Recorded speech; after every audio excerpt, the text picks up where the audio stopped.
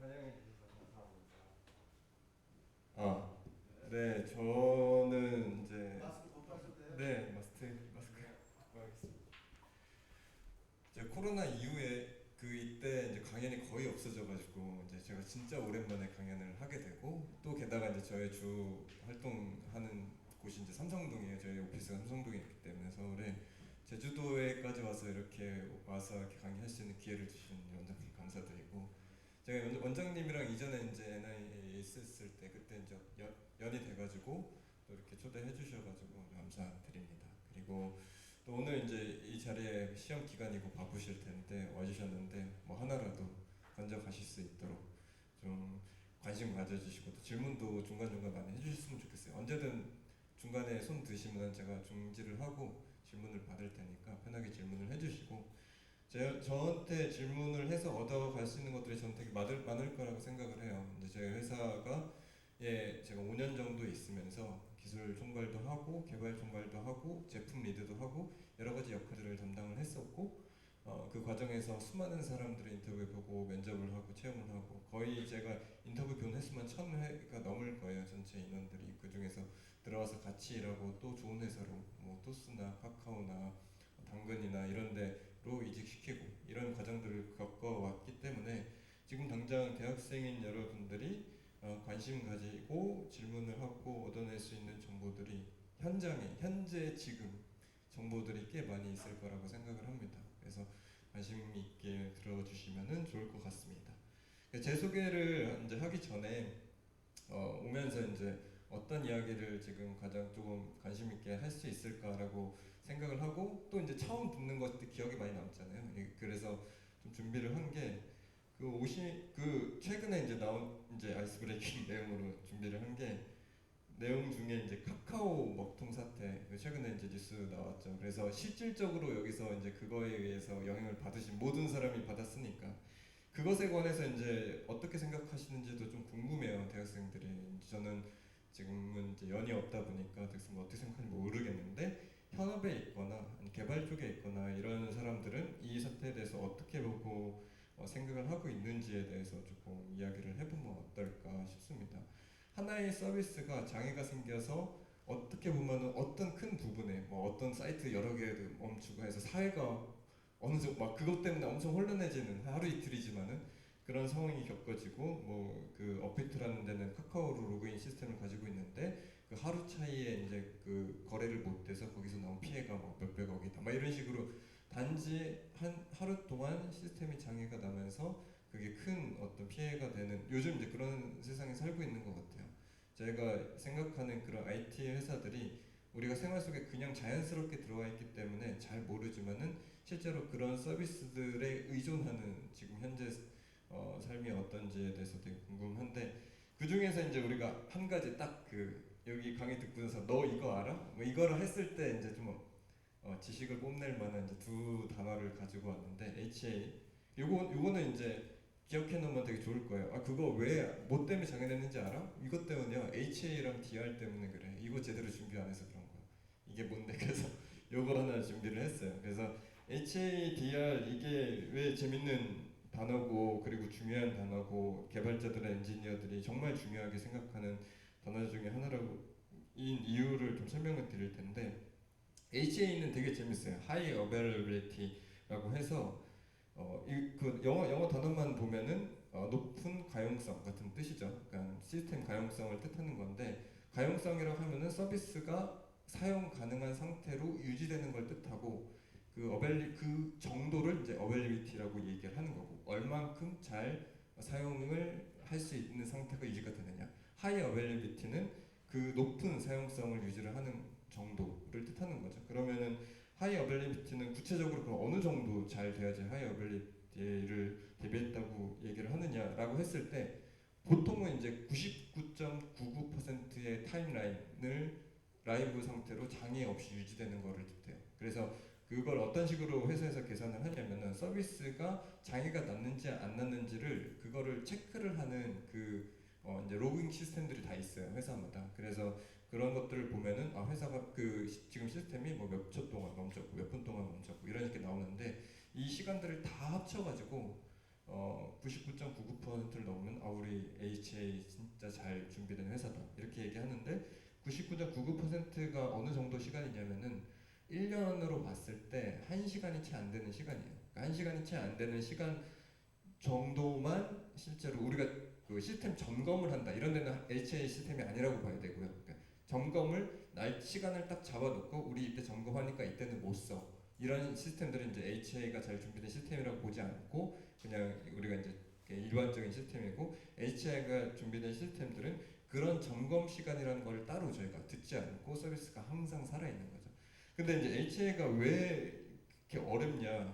그게 이제 왜냐하면은 우리가 이제 소프트웨어를 개발을 하면서 그 소프트웨어가 모이고 뭉치고 서비스가 더해지고 합쳐지고 계속 실시간으로 업데이트되고 새로운 기능이 추가되고 새로운 유저가 들어오면서 그걸 사용하고 데이터베이스가 쌓이고 로그가 쌓이고 이런 과정들이 쌓이면서 서비스가 그냥 단순히 만들어져서 그 상태로 지금 이 건물처럼 가만히 있는 건물처럼 가만히 있어도 이거 가만히 두면은 이제 전등 나가고 그러면서 이제 문제가 생기잖아요. 그래서 소프트웨어는 이렇게 전등 나가는 것처럼 눈에 딱 보이면 고칠 수 있는 게 아니라 로깅 시스템으로 트래킹을 해서 그게 어느 상태가 되면 자동적으로 시스템이 그거를 가서 전등을 갈아주고 이런 시스템들이 대비가 되어 있어야 되는 거죠. 그 시스템이 어떻게 그렇게 노후할 수가 있냐라는 것은 이제 복잡한 문제지만 어쨌든 그런 식의 우리가 비유적으로 이해를 해볼 수 있다.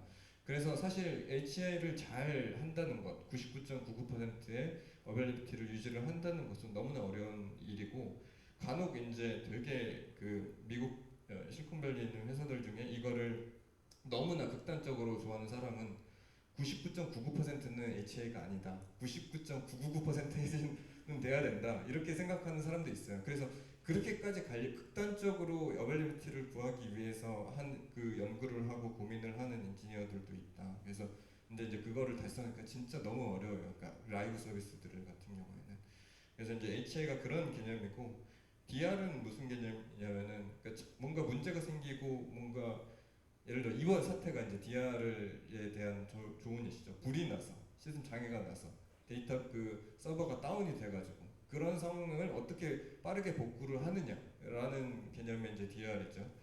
그래서 어떻게 보면 DR은 HA의 서브셋 같은 개념이에요. 그 하위 개념처럼 볼 수 있는데 사실 접근 방식이 되게 달라요. HA는 애초에 이 서비스가 라이브된 상태를 어떻게든 보완하기 위해서 fail tolerance 시스템이라고 해가지고 지속적으로 뭔가 문제점을 계속 트래킹을 해가지고 계속 그거를 문제가 안 생기도록 확인을 하고 복구를 하는 개념이라고 하면은 DR의 접근 방식은 문제가 생긴 상황들을 다 가정을 해요. 뭐 어떤 상황, 서버가 다운되는 상황, 뭐가 다운되는 상황, 이런 상황들을 다 가정을 해서 이런 케이스에는 이렇게 하고 이런 케이스에는 이렇게 하고 이것들을 이제 계속해서 채워서 나가는 거죠.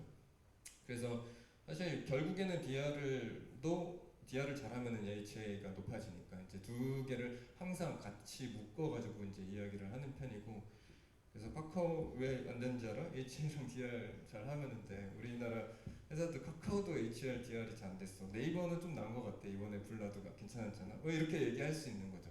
HA가 뭔지 알아? 하이 어벨리비티 하는 척하는 거. 그래서 이제 그런 걸로 준비를 해왔습니다. 그래서 이제 요런 그 이제 IT에서 이런 이슈들이 있고 요거에 대해서 이제 시스템적으로는 이러한 이슈가 있지만 사회적으로도 한번 고민해 볼 만할 것 같아요. 한 플랫폼에 어떠한 사회 시스템이 거기에 종속되어서 우리가 사회가 돌아간다는 그것을 좀 이제 사회학적으로 바라보면은 되게 중앙 집중형 구조에 대한 리스크를 저희가 안고 있는 거죠. 그래서 그런 리스크에 대해서 사실 이제 시간이 지나면서 우리가 이런 것들을 경험을 하고 적응을 하면서 우리가 완전히 100% 믿는 시스템도 장애가 되고 문제가 될 수 있구나라는 사실을 조금씩 깨닫고 이 개인이 이런 리스크에 대해서 어느 정도는 해칭해야 되는 것들이 어떤 지식으로 있으면 좀 도움이 된다라는 사실을 이해하면서 서비스가 좀 더 다양하게 사람들이 관심을 가지고 쓰게 되고 이럴 수 있을 거라고 생각하고 그런 것들이 어느 정도는 필요할 것 같다는 생각도 많이 듭니다. 사실 카카오톡 말고도 되게 좋은 메신저들이 많이 있어요. 근데 이제 저희가 카카오톡을 전부 다 쓰다 보니까 거기서 이제 벗어날 기회가 없는데 어떻게 보면 이런 기회를 통해서 또 이런 것도 있더라. 카카오 좋은데 이런 것 앞으로 뭐 그리고 또 한 가지는 앞으로 이런 경험을 통해서 더 좋아질 수도 있겠지. 이제 이런 것들을 생각을 할 수가 있겠죠. 예를 들면 메신저 그런 것도 있어요. 서버가 아예 없는 피어투피어 메신저라고 해서 아예 서버랑 상관없이 모바일 디바이스가 서버 클라이언트 역할을 해서 메신저끼리 하고 아예 서버의 기록 자체가 남지 않는 이런 메신저들도 있어요. 그래서 그런 만약에 이제 그런 뭐 보안이라 그 개인 정보라든가 이런 것에 관심이 있으신 분들은 그런 서비스를 찾아보기도 하고, 그게 이제 그런 부분에서 우리 사회에 어떤 고민의 화두를 던져주는 그런 사례가 아니었나 생각이 들어요. 대학생들은 어떻게 생각하나요? 이건에 대해서 뭐 깊게 생각 안 할 수도 있지만 뭔가 혹시 관심 있게 보신 게 있나요? 근데 여기서 개발자들은 이제 그 이거 가지고 그 논쟁이 붙었어요 한 번. 이게 개발자 세상에서는 어떤 논쟁이 붙었냐면은 이제 이게 시스템 요 HA랑 DR에 대해서 개발자들이나 엔지니어들은 다 알 거 아니에요. 그러면은 카카오 그렇게 큰 회사에서 저것도 안 하고 있었어? 이거 되게 일반적으로 우리가 이제 생각하는 개념이잖아요. 아마 일반 사람들도 아니 저렇게 큰 회사에서 저 시스템을 왜 안 만들고 있었냐? 당연히 저런 거 해야 되는 거 아니야? 장애 생기면 문제 당연히 극복하고 그런 대응 시스템들이 있어야지. 그렇게 돈 많이 버는 그 대기업이 그런 것도 안 하고 있어.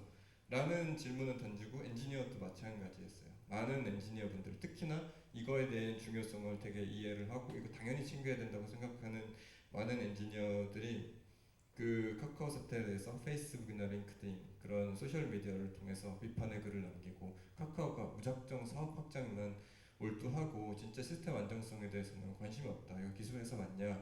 라는 이제 의문을 많이 던지고 비판적인 견지를 가져갔습니다. 근데 이제 엔지니어들에게 그렇게 이제 비판적인 견지를 가지고 있는 사람도 있는 반면에 이제 그 반대편에 있는 사람이 있어요.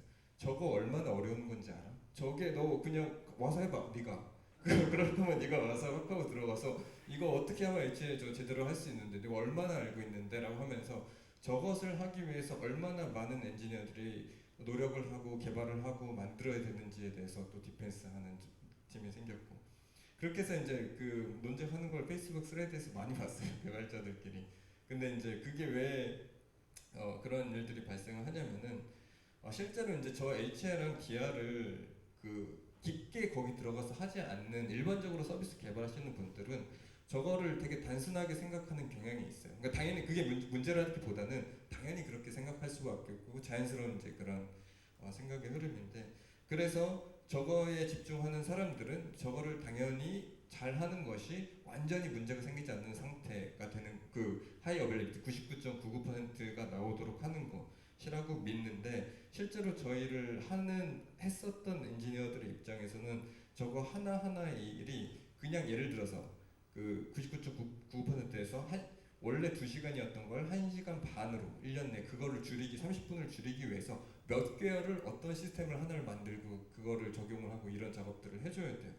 그러면은 이제 이런 것들이 사실 회사 차원에서 이제 그 많은 어느 정도 이제 핵심 그 조직 같은 것들을 만들어 가지고 이런 것들을 대비하도록 하지 않으면 쉽지 않은데, 이게 이제 여기서 또 다른 이제 문제가 있습니다. 어떤 문제가 있냐면은 사실 기업의 특성이에요. 그러니까 이제 여기 아마 전상과 아니신 분들도 많아서 많다고 들어가지고 좀 이제 기업에서 왜 그런 디시전을 내리는가, 그러면 저게 정말 중요한데 이런 것도 좀 얘기하고 싶어가지고 관심이 있으시겠죠? 이거 들으면 좋으실 거예요.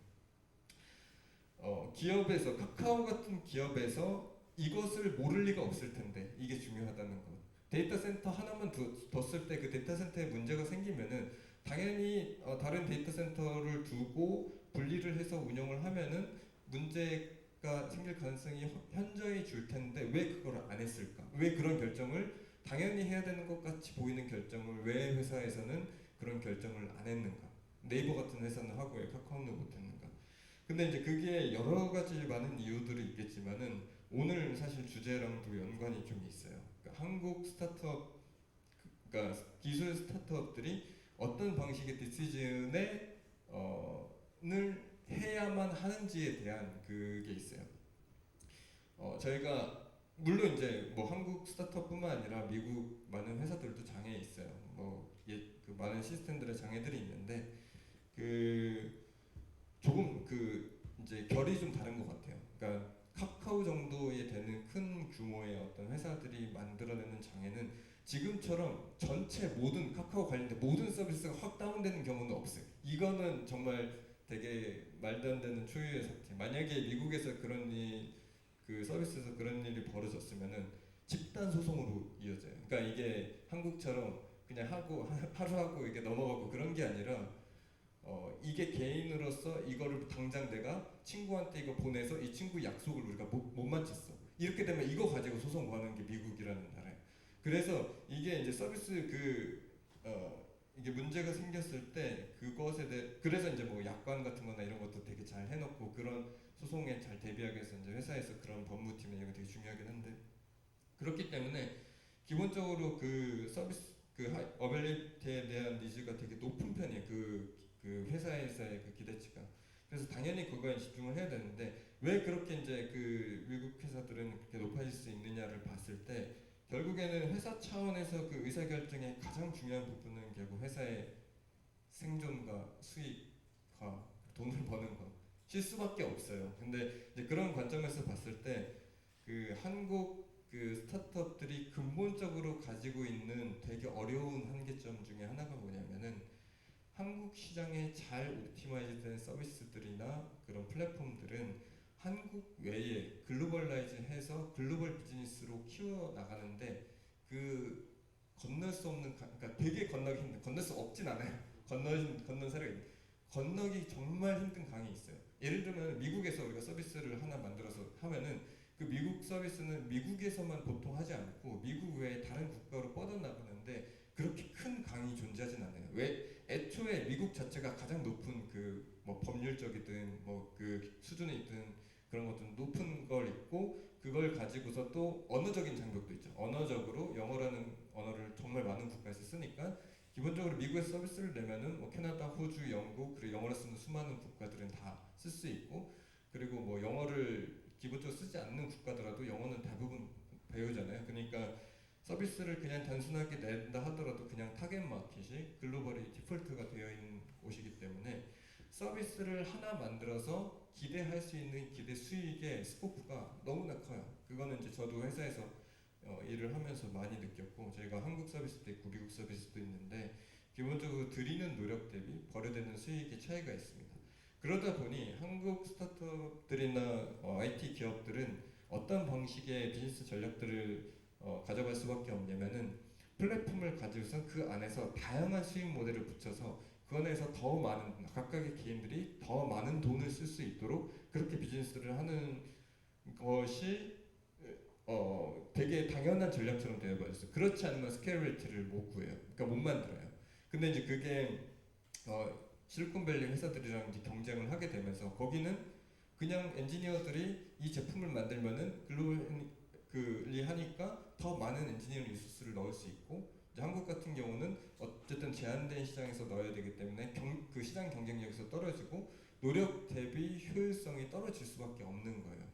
그래서 그런 이제 어려운 환경들이 있다. 그래서 한국 그 테크 조직이나 엔지니어링 그 조직들이나 이런 것들이 좀 더 고도화되기 위해서는 근본적으로 기업에서 비즈니스 디시전을 하는 데 있어서 글로벌 마켓을 생각하지 않고 가는 것은 하나의 어떤 그 어드밴티지를 안고 가는 거다. 그러니까 글로벌 기준으로 봤을 때 한국 내에서 경쟁하면 상관이 없지만은 그래서 그런 사례들을 우리가 많이 볼 수 있어요. 뭐 넷플릭스 같은 경우도 이제 넷플릭스는 글로벌 플랫폼인데 그거랑 유사하게 우리 되게 많은 서비스들이 있잖아요. 근데 시스템 그 자체로서는 경쟁하기가 너무 힘들어요. 그러니까 엔지니어링 리소스를 넷플릭스만큼 쓸 수가 없어요. 그러니까 비즈니스적으로. 그래서 그런 우리나라에서 하는 데들은 대부분 어떤 플랫폼 기업이 그 서브로 서비스를 하나 내고 거기서 이제 국내 대상으로 서비스를 하고 이런 식으로 이제 비즈니스를 만들다 보니까 아무래도 차이가 있고 그렇게 해서 생긴 차이가 이제 결국 엔지니어들이 받는 대우라든가 보상이라든가 이런 것들도 좀 차이가 많이 나게 됩니다. 그래서 이제 뭐 여기 계신 분들이 향후에 이제 직장을 찾거나 할 때 분명히 그런 것들을 고려할 수 있을 거예요. 이제 외국 회사, 외국계 회사라든가 외국 회사.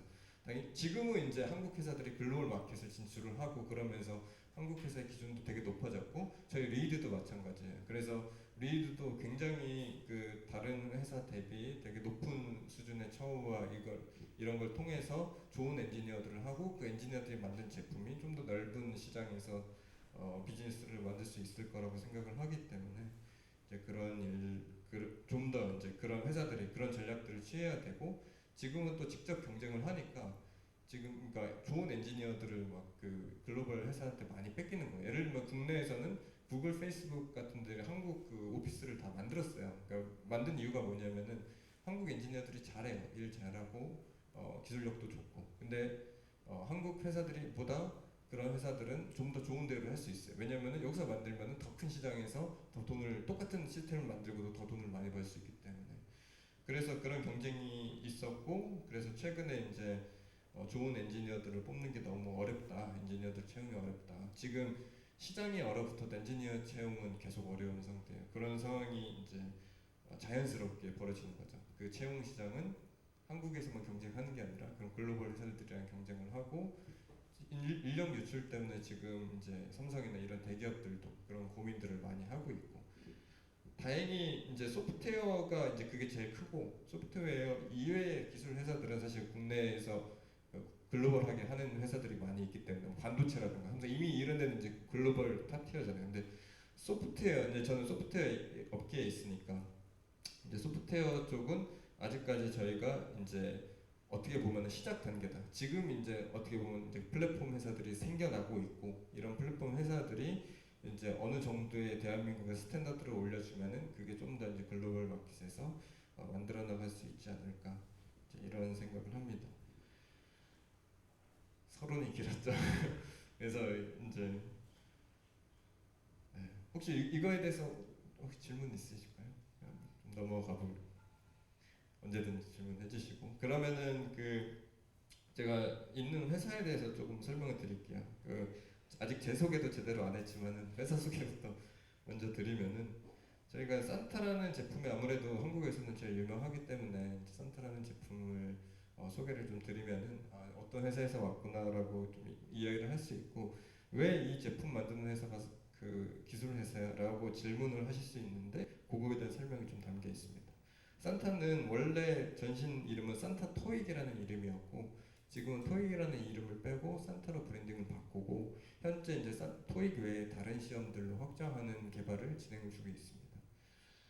그래서 이게 뭐냐면은 이거 진짜 옛날 그림인데 그 옛날 지금 산타 앱 다운로드 하시면 좀 이미지가 다른데 이렇게 AI로 학생들의 예측 점수를 해내고 어떤 부분이 약점인지 분석을 해주고 어떤 컨텐츠를 학습하면 점수가 빨리 오를 것이야라고 추천해주는 그런 제품, 그러니까 AI를 담은 교육용 제품이라고 보시면 되고 이 제품이 국내에서는 거의 최초로 모바일 디바이스 상에서 학습 UI를 가장 잘 구현한 형태로 평가를 받았었어요.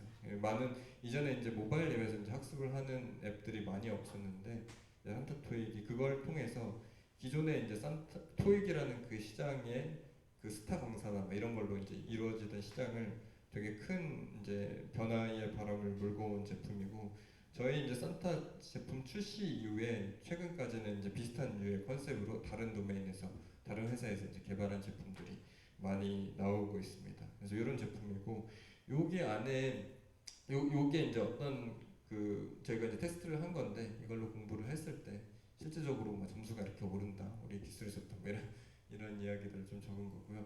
저희가 이제 그 기술의 핵심을 좀 요걸로 그 정리를 해보고 싶은데 저희가 학습 효율이라는 이제 결국 저희가 제품을 만들 때 저희 제품을 어떻게 좋은 제품이라고 얘기를 하느냐라고 할 때 학습 효율이라는 말을 쓰는데 이 제품에서 이런 이제 교육용 제품에서 우리가 학습 효율을 어떻게 정의를 하느냐라고 이야기를 할 때 이제 결국 이제 맨 쪽에 보면은 토익 같은 경우 어떤 점수를 달성하는 것이 이제 목표라고 하면은 그 달성하기 위해서는 두 가지가 필요한 거죠.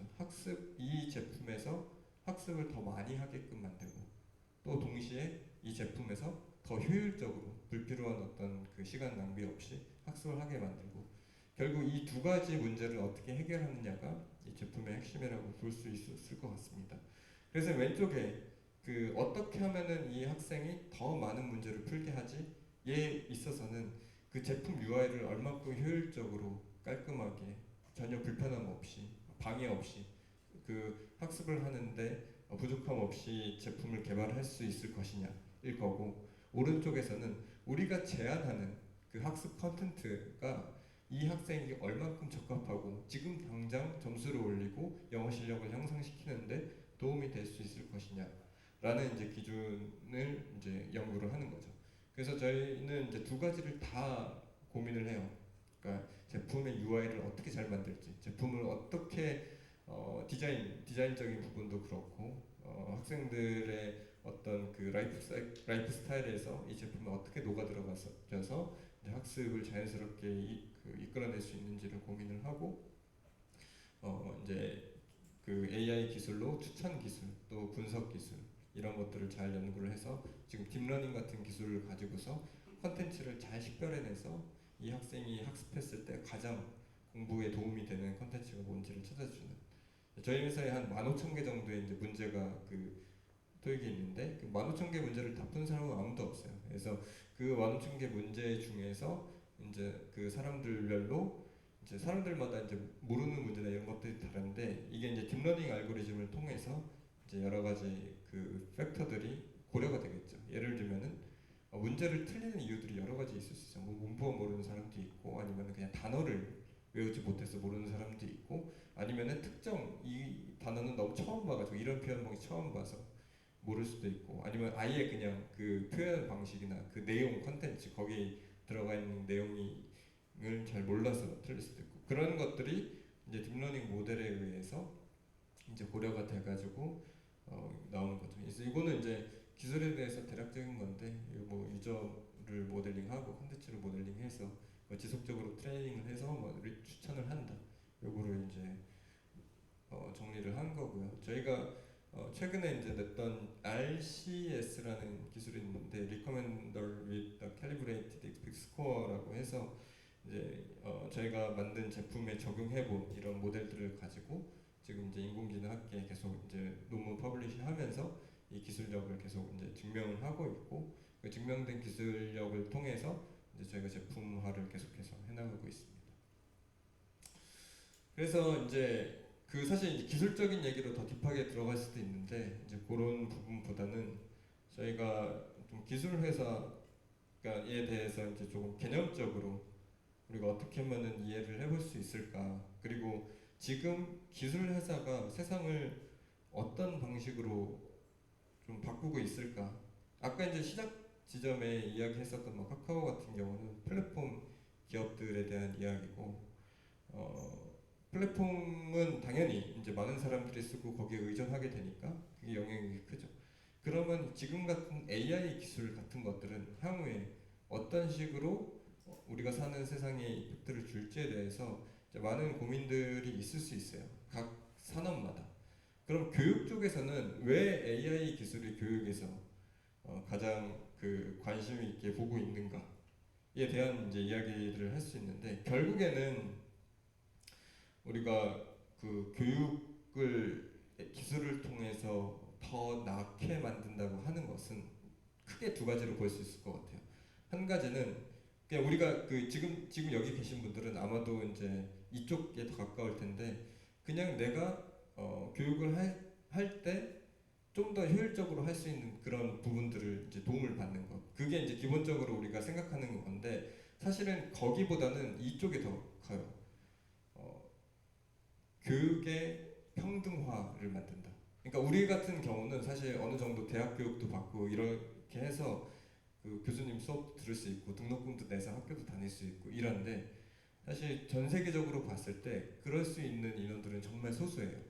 이 AI 기술을 통해서 교육 쪽에서 가장 이펙트를 줄고자 하는 거는 실제로 많은 교육에 많은 돈을 쓸 수 없지만은 이런 AI 기술이나 이런 걸 통해서 거의 개인 교사가 뭔가 너 공부 이거 해봐, 이거 추천해 줄게, 이거 공부하면 너 빨리 올라, 이런 방식으로 공부해 라고 알려주는 수준으로 대체할 수 있다면, 완전히 이제 사람을 대체할 수는 없겠죠. 완전히 사람 대체할 수 없지만은 만약에 그런 부분에서 어느 정도라도 조금씩이라도 개선을 해줄 수 있다면은 교육 쪽에서는 정말 큰 산업의 그 변화가 있을 수 있을 것이다.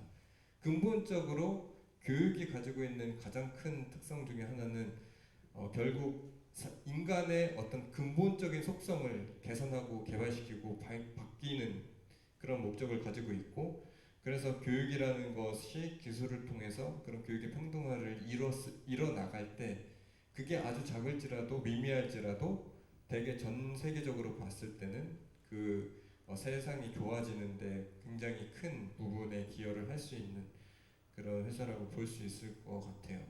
그래서 되게 관심이 많았어요. 예전부터 이제 교육이라는 곳을 기술을 통해서 어떻게 혁신을 할 것인가에 대해서 수많은 사람들이 가졌죠. 왜냐면은 이제 그냥 단순히 미국을 봐도 이제 한국에서는 잘 못 느끼겠지만은 미국 같은 경우는 교육 격차가 되게 심해요. 그러니까 교육을 못 받는 사람들은 진짜 학교도 안 가고 그런 그리고 교육 잘 받는 사람 막 사립학교에서 정말 좋은 교육을 받아서 쉽게 성공을 하고, 근데 그런 어떤 교육의 불평등이 사회의 진짜 현실적인 문제들로 자리 잡고 있고 그게 점점 더 심해지고 있어서 기술을 통해서 그거를 해결하는데 너무나 관심이 많고, 저희 회사가 그것을 AI를 통해서 한번 해결을 해보자라고 이 교육 산업에 처음으로 화두를 정말 강력하게 이런 방식으로 하면 우리 할 수 있을 거야라고 던진 회사입니다.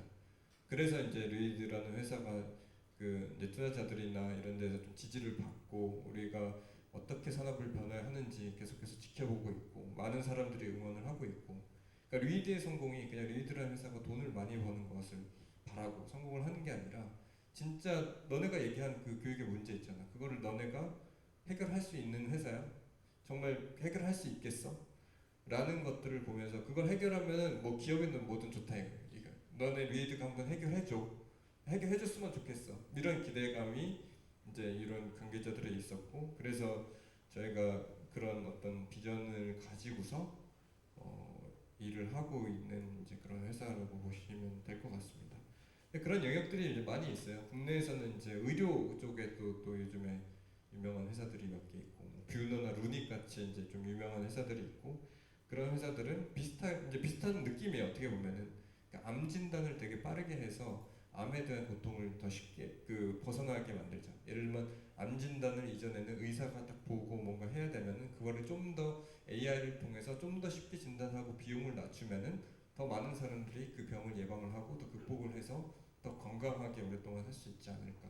이제 이런 어떤 것들이고, 결국 지금 우리가 만들어내는 그 기술들이 만들어내는 어떠한 그 혁신 같은 거의 그 핵심은 그러니까 이런 거 같아요. 이게 이제 제너럴하게 뭐 한마디로 좀 하기는 정말 어렵지만은 기존에 사람의 손이 닿지 않던 혹은 사람의 손이 닿기에는 금전적으로 자본적으로 동일한 리소스가 분배되지 않아서 누구는 좀 더 어려움을 겪고 누구는 좀 더 혜택을 받고 이런 종류의 것들을 기술을 통해서 좀 더 해결해 나갈 수 있지 않을까.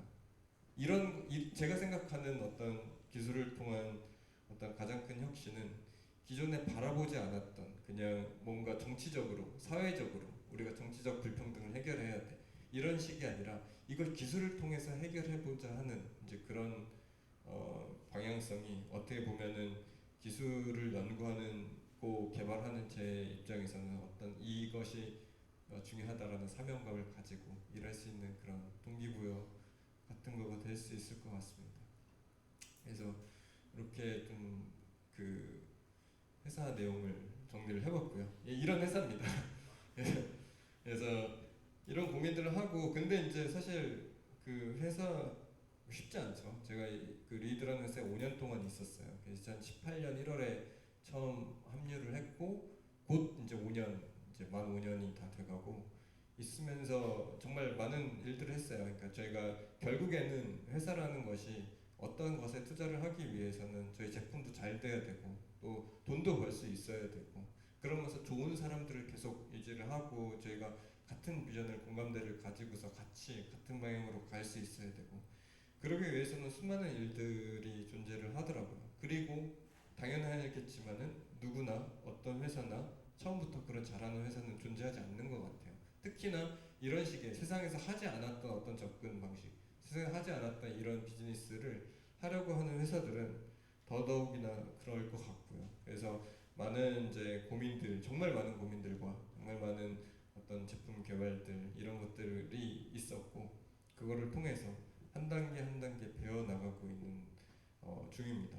지금 이제 저 사실 어제까지도 거의 밤 야근하면서 그 이제 신규 서비스 개발을 하고 이번 주는 주말까지 계속 근무를 했었어요. 그래서 사실 이거 발표 자료도 오늘 보내드리고 이거 굳이 할 필요 없지만 그만큼 이제 조금 이제 새로운 제품을 내기 위해서 이제 그런 노력들이 필요하다. 그러니까 회사가 생존하기 위해서 그렇게 하고 있고 그러기 위해서 이제 많은 것들이 필요하죠. 사실 그래서 이 뒤에 이제 제 소개 뒤에도 그런 사실 조금 관심이 있으시면 그런 이야기도 해볼 수 있을 것 같아요. 이런 IT 회사들을 어떻게 운영하는가? 회사 문화는 뭐예요? 회사 그렇게 일하는 게 재밌어요, 행복해요. 복지는 뭐예요? 이런 것들을 좀 생각해 볼 수 있는 주제들도 좀 있긴 한데 그것도 이제 시간이 되면은 좀 얘기해 보도록 하겠습니다. 그래서 이제 이런 회사에 있고 그럼 제 소개를 간단히 하자면은 그러면 저라는 사람은 어떤 사람이냐 어떻게 그 커리어를 시작했고 어떻게 지금 이 자리에서 이런 강의를 하고 있을 수 있느냐라는 것들 조금 설명을 드리면은 저는 그 사실 창업을 여러 번 했어요. 그러니까 애초에 처음에 취업을 하지 않았고 지금 이제 리드라는 회사가 어떻게 보면 팀에 나중에 조인한 첫 번째 사례고 이전에는 계속 제가 제 회사를 만들어서 창업을 했었고 우연히도 제가 28살에 첫 창업했었던 회사가 교육회사였고 그게 이제 네이버에 인수가 됐었죠. 라인에. 그래서 외곽까지 잘 회사를 하고 그 이후에 이제 다시 또 창업 AI 관련된 그 공부를 하고 또 창업을 하고 그러다가 이제 지금 리드에 오게 된 건데 제가 이제 처음 창업을 하게 된 거는 되게 막연한 생각 때문에 창업을 하게 됐었고 사실 지금은 그때의 그 선택으로 인해서 어떻게 보면 지금 여기까지 자연스럽게 흘러온 것 같습니다. 그래서 그 이름이 이제 바로 풀기라는 회사고 저게 아마 아시는 분들 거의 없으실 거예요. 그 학생들이 수학 사진 찍어서 질문 올리면은 답변 달아주고 이런 건데 지금 콴다라는 앱이 있는데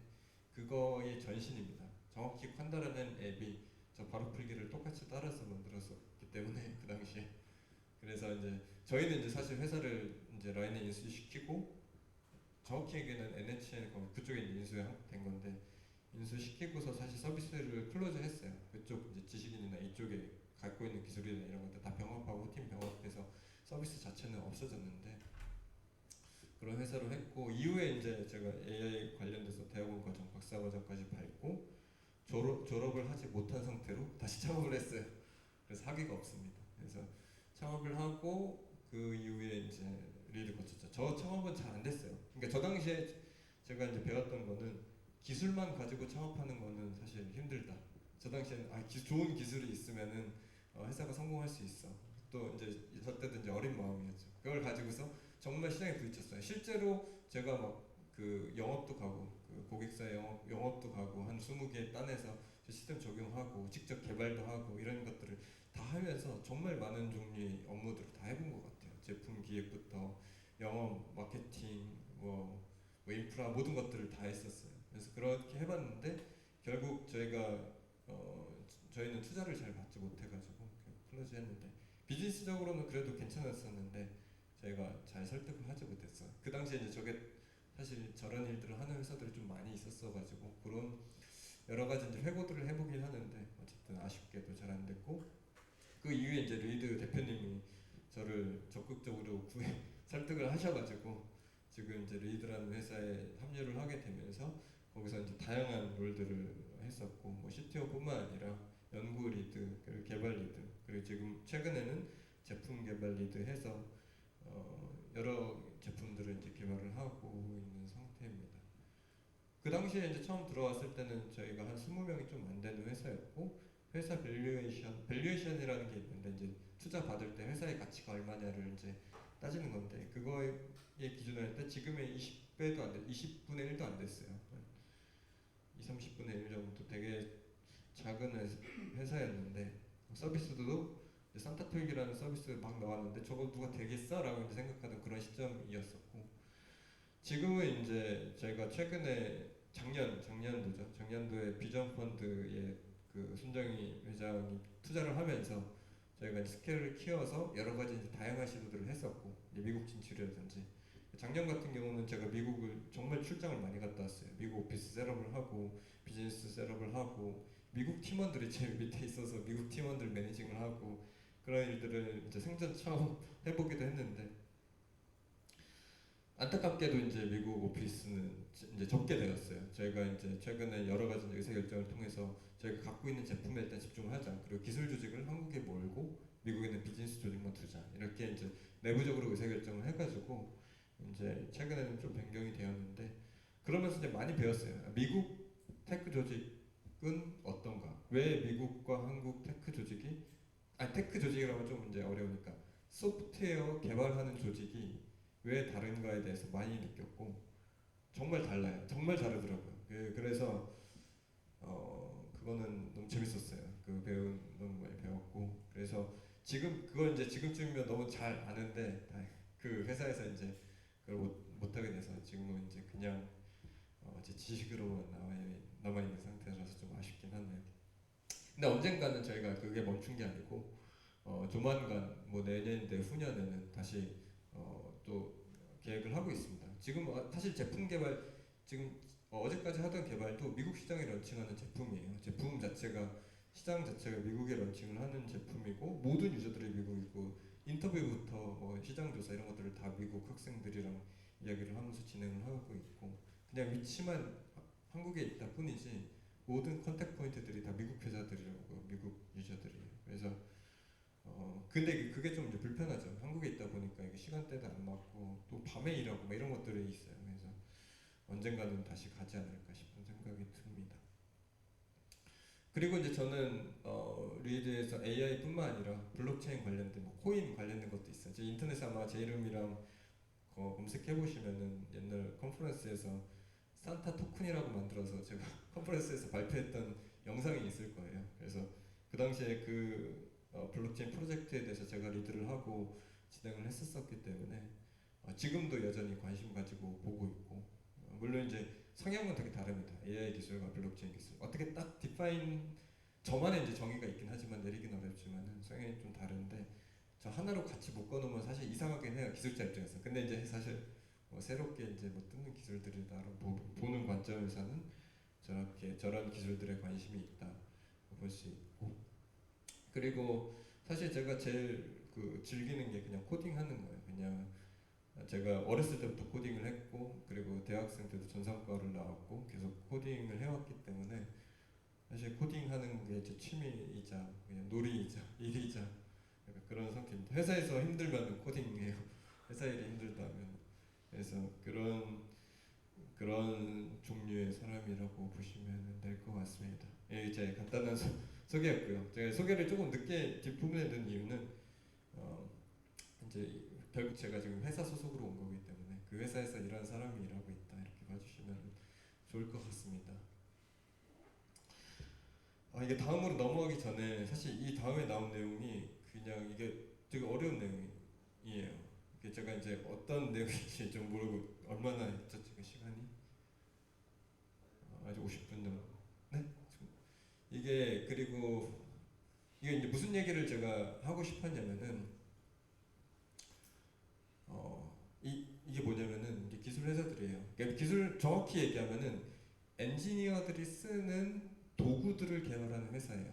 요거는 그렇고 산업에 대해서 이야기를 하고 싶었어요. 기술 회사의 산업. 그리고 요거는 이제 AI 탑백인데 리드가 저기 있죠. 그 이번 그 이전에 CB 인사이트에서 발표한 AI 탑 2021년도. 그래서 최근에 이제 어떻게 기술 우리 리드가 세계에서 주목받는 회사가 되었는지, 사실 이전에 좀 설명을 해가지고 이런 것들을 이야기를 하고 싶었는데 요거 좀 이야기를 해볼까요? 이 아젠다 가지고.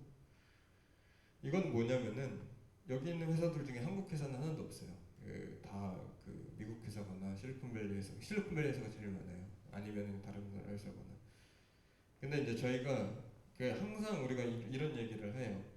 한국은 정말 서비스 다이나믹하고 서비스 회사들이 많고 뭐 플랫폼도 있고 회사도 있고 한데 항상 듣는 거죠. 기반 기술이 없다라는 얘기를 우리 많이 하죠. 뭐 수학과나 이런 거 얘기할 때, 과학이나 이런 거 얘기할 때 기반 기술이 없다 우리나라는 이 이야기를 많이 하는데 특히 소프트웨어도 비슷해요. 그러니까 소프트웨어 회사 중에서 이런 기반 기술을 다루는 그 인프라 레벨을 다루는 종류의 회사가 국내는 없어요. 이게 이 픽처의 용도는 그런 용도가 아닌데 사실 제가 가져오면서 왜 그 우리나라에서는 소프트웨어 업계에서 기반 기술을 만드는 회사가 없냐 이런 이야기를 좀 해보고 싶었는데 크게는 아까 얘기한 한 가지가 이유가 있고 한 가지 이유가 뭐냐면은 그냥 문화적인 그 차이예요. 어디서 오는 문화적인 차이냐?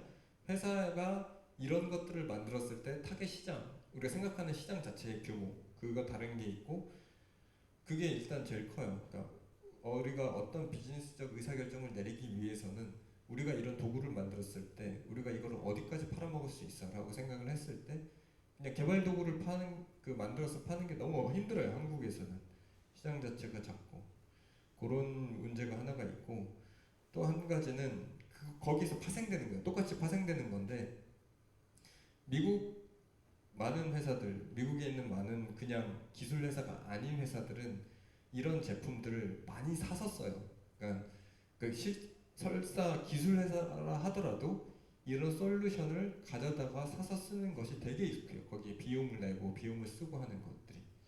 근데 이제 그런 것도 사실 이게 다 연관이 되어 있어요. 시장 크기와 이런 것들이.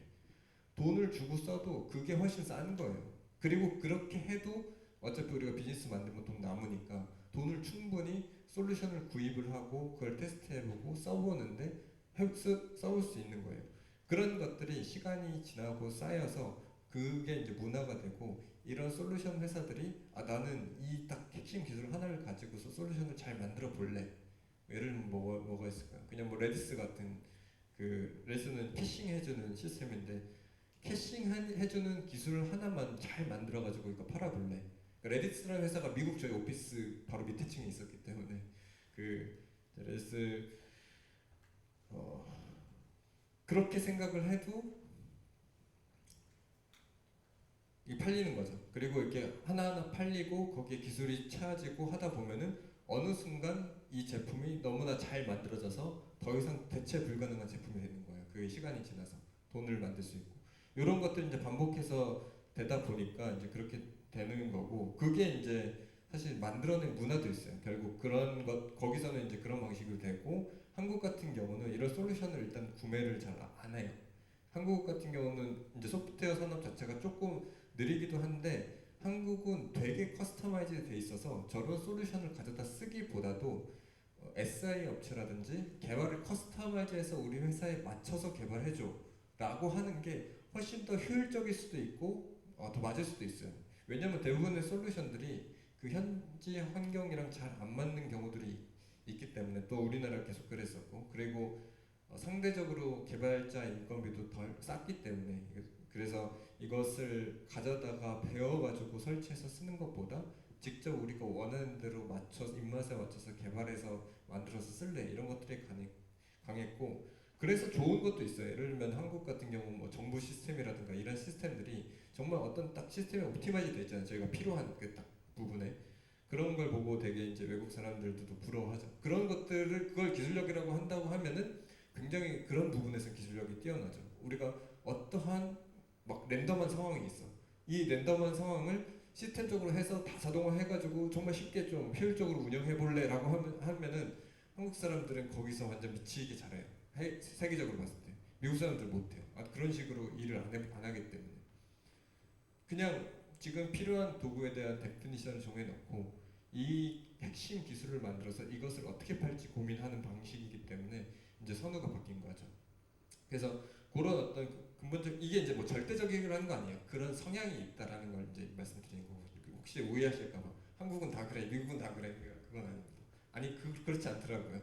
근데 이제 성향이 이제 좀 그렇기 때문에 아무래도 소프트웨어 산업이 발전 방식이 한국은 이제 서비스 위주로 그 어떠한 시장에서 어떤 서비스를 새롭게 내고 그걸 하고 이렇게 개발이 되고 미국 같은 경우도 서비스가 많이 나오긴 하지만은 서비스적 특성들이 어떤 솔루션이나 좀 더 그 개발 회사들이 훨씬 더 다양하게 많이 존재하고 서비스들은 한 번 나오면 잘 안 바꾸고 쓰던 거 계속 쓰고 이런 성향들이 있습니다. 한국은 다양한 서비스들 막 이런 것들을 계속 더 많이 잘 나오고 근데 이제 시간이 지나서 그게 이제 5년 전, 10년 전이었다면 지금은 또 이야기가 조금씩 달라지고 있어요. 그렇게 해서 이제 만들어진 미국 회사들이나 한국 회사들이 이제는 직접 경쟁을 하기 시작을 했고 이제 한국만 커스터마이즈해서 한국의 그 문화에 맞게 서비스를 낸다고 해서 그냥 글로벌하게 낸 서비스들이랑 경쟁해서 무조건 이길 것이야라는 게 안 되는 법칙이 됐죠. 대표적인 사례가 그런 것들이죠. 뭐 옛날에 미니홈피, 싸이월드 미니홈피가 우리 한창 유행할 때 아무도 안 썼죠, 전 세계. 근데 외국에는 뭐 마이스페이스는 다른 것들이 있었잖아요. 근데 한국은 한국 정서에 안 맞아. 외국 서비스들은 한국 정서에 맞는 서비스 만들어야 돼. 카카오톡도 비슷했고. 근데 지금은 이제 그런 경계가 많이 허물어지고 있다. 옛날 얘기다 이제는.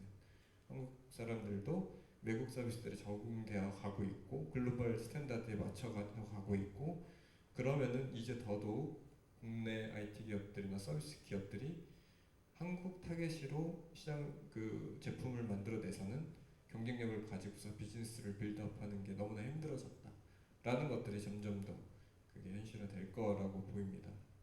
그래서 뭐 이런 것들을 이야기를 하면은 이제 사실 학생분들 입장에서는 그럼 어떻게 대비해야 되지 했을 때 제가 느끼던 가장 큰 장벽은 일은 뭐 하면서 배워야 되니까 영어 할 기회가 있으시면 꼭 영어를 하시는 게 좋을 것 같다는 생각이 저는 좀 많이 듭니다. 일을 하면서 결국에는 이제 영어 때문에 막 오퍼터니티가 지워지고 안 주어지고 이런 사례를 너무 많이 봐가지고 너무 와닿는 것 같아요. 근데 제가 영어 그래서 이 얘기를 근데 그러면은 영어 본인은 잘하셨어요. 뭐 이렇게 얘기하실 수 있는데 저는 완전 그 현실을 깨닫고 노력해서 이제 영어를 하게 된 케이스여서 그 이야기를 좀 당당하게 할 수 있을 것 같아요. 지금부터 준비해도 늦지 않습니다. 왜냐면 저는 30이 넘어서 준비를 했기 때문에 이게 진짜 좀 재밌는 사례를 얘기하면 제가 왜 충격을 받았었냐면은 저는 이제 개인적으로 되게 기술력이 있고 그 바로 풀기 했었을 때 그렇다고 생각했는데 제가 영어를 제대로 못하는 상태로 이제 구글의 엑셀러레이터 프로그램이 있었는데 거기 지원을 해서 인터뷰를 봤었어요. 인터뷰를 했는데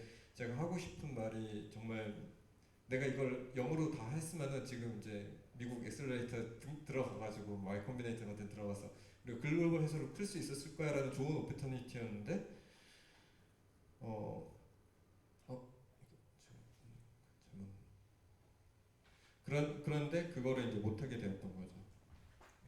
아, 그래서 이제 그때 사실 약간 그 자존심이 너무 상해가지고 이제부터 준비를 해서 제가 어느 정도 말을 할 수 있게 되는 시점이 거의 5년 가까이 더 지나서요. 그 5년 동안 계속. 그래서 이게 이제 지금 말씀드리는 이유가 급할 필요 없고 만약 지금 잘 못한다고 하면 시간 준비해서 하면은 충분히 내 밑에 미국인들 두고 일할 수도 있을 정도의 수준을 만들 수 있다. 늦지 않다. 제가 30 넘어서 시작을 해서 지금은 미국 회사에서 일하는데 전혀 문제 없을 정도로 되었어요. 그래서 물론 이제 막 영어 유창하게 잘하는 사람까지는 아니죠. 그냥 일하는 데는 뭐 엔지니어로서 일하는 데는 큰 문제 없게 되어서 언어 그 재능이 없는데도 불구하고요. 제가 그래서 그런 부분을 이제 막강으로 좀 말씀드리고 싶습니다.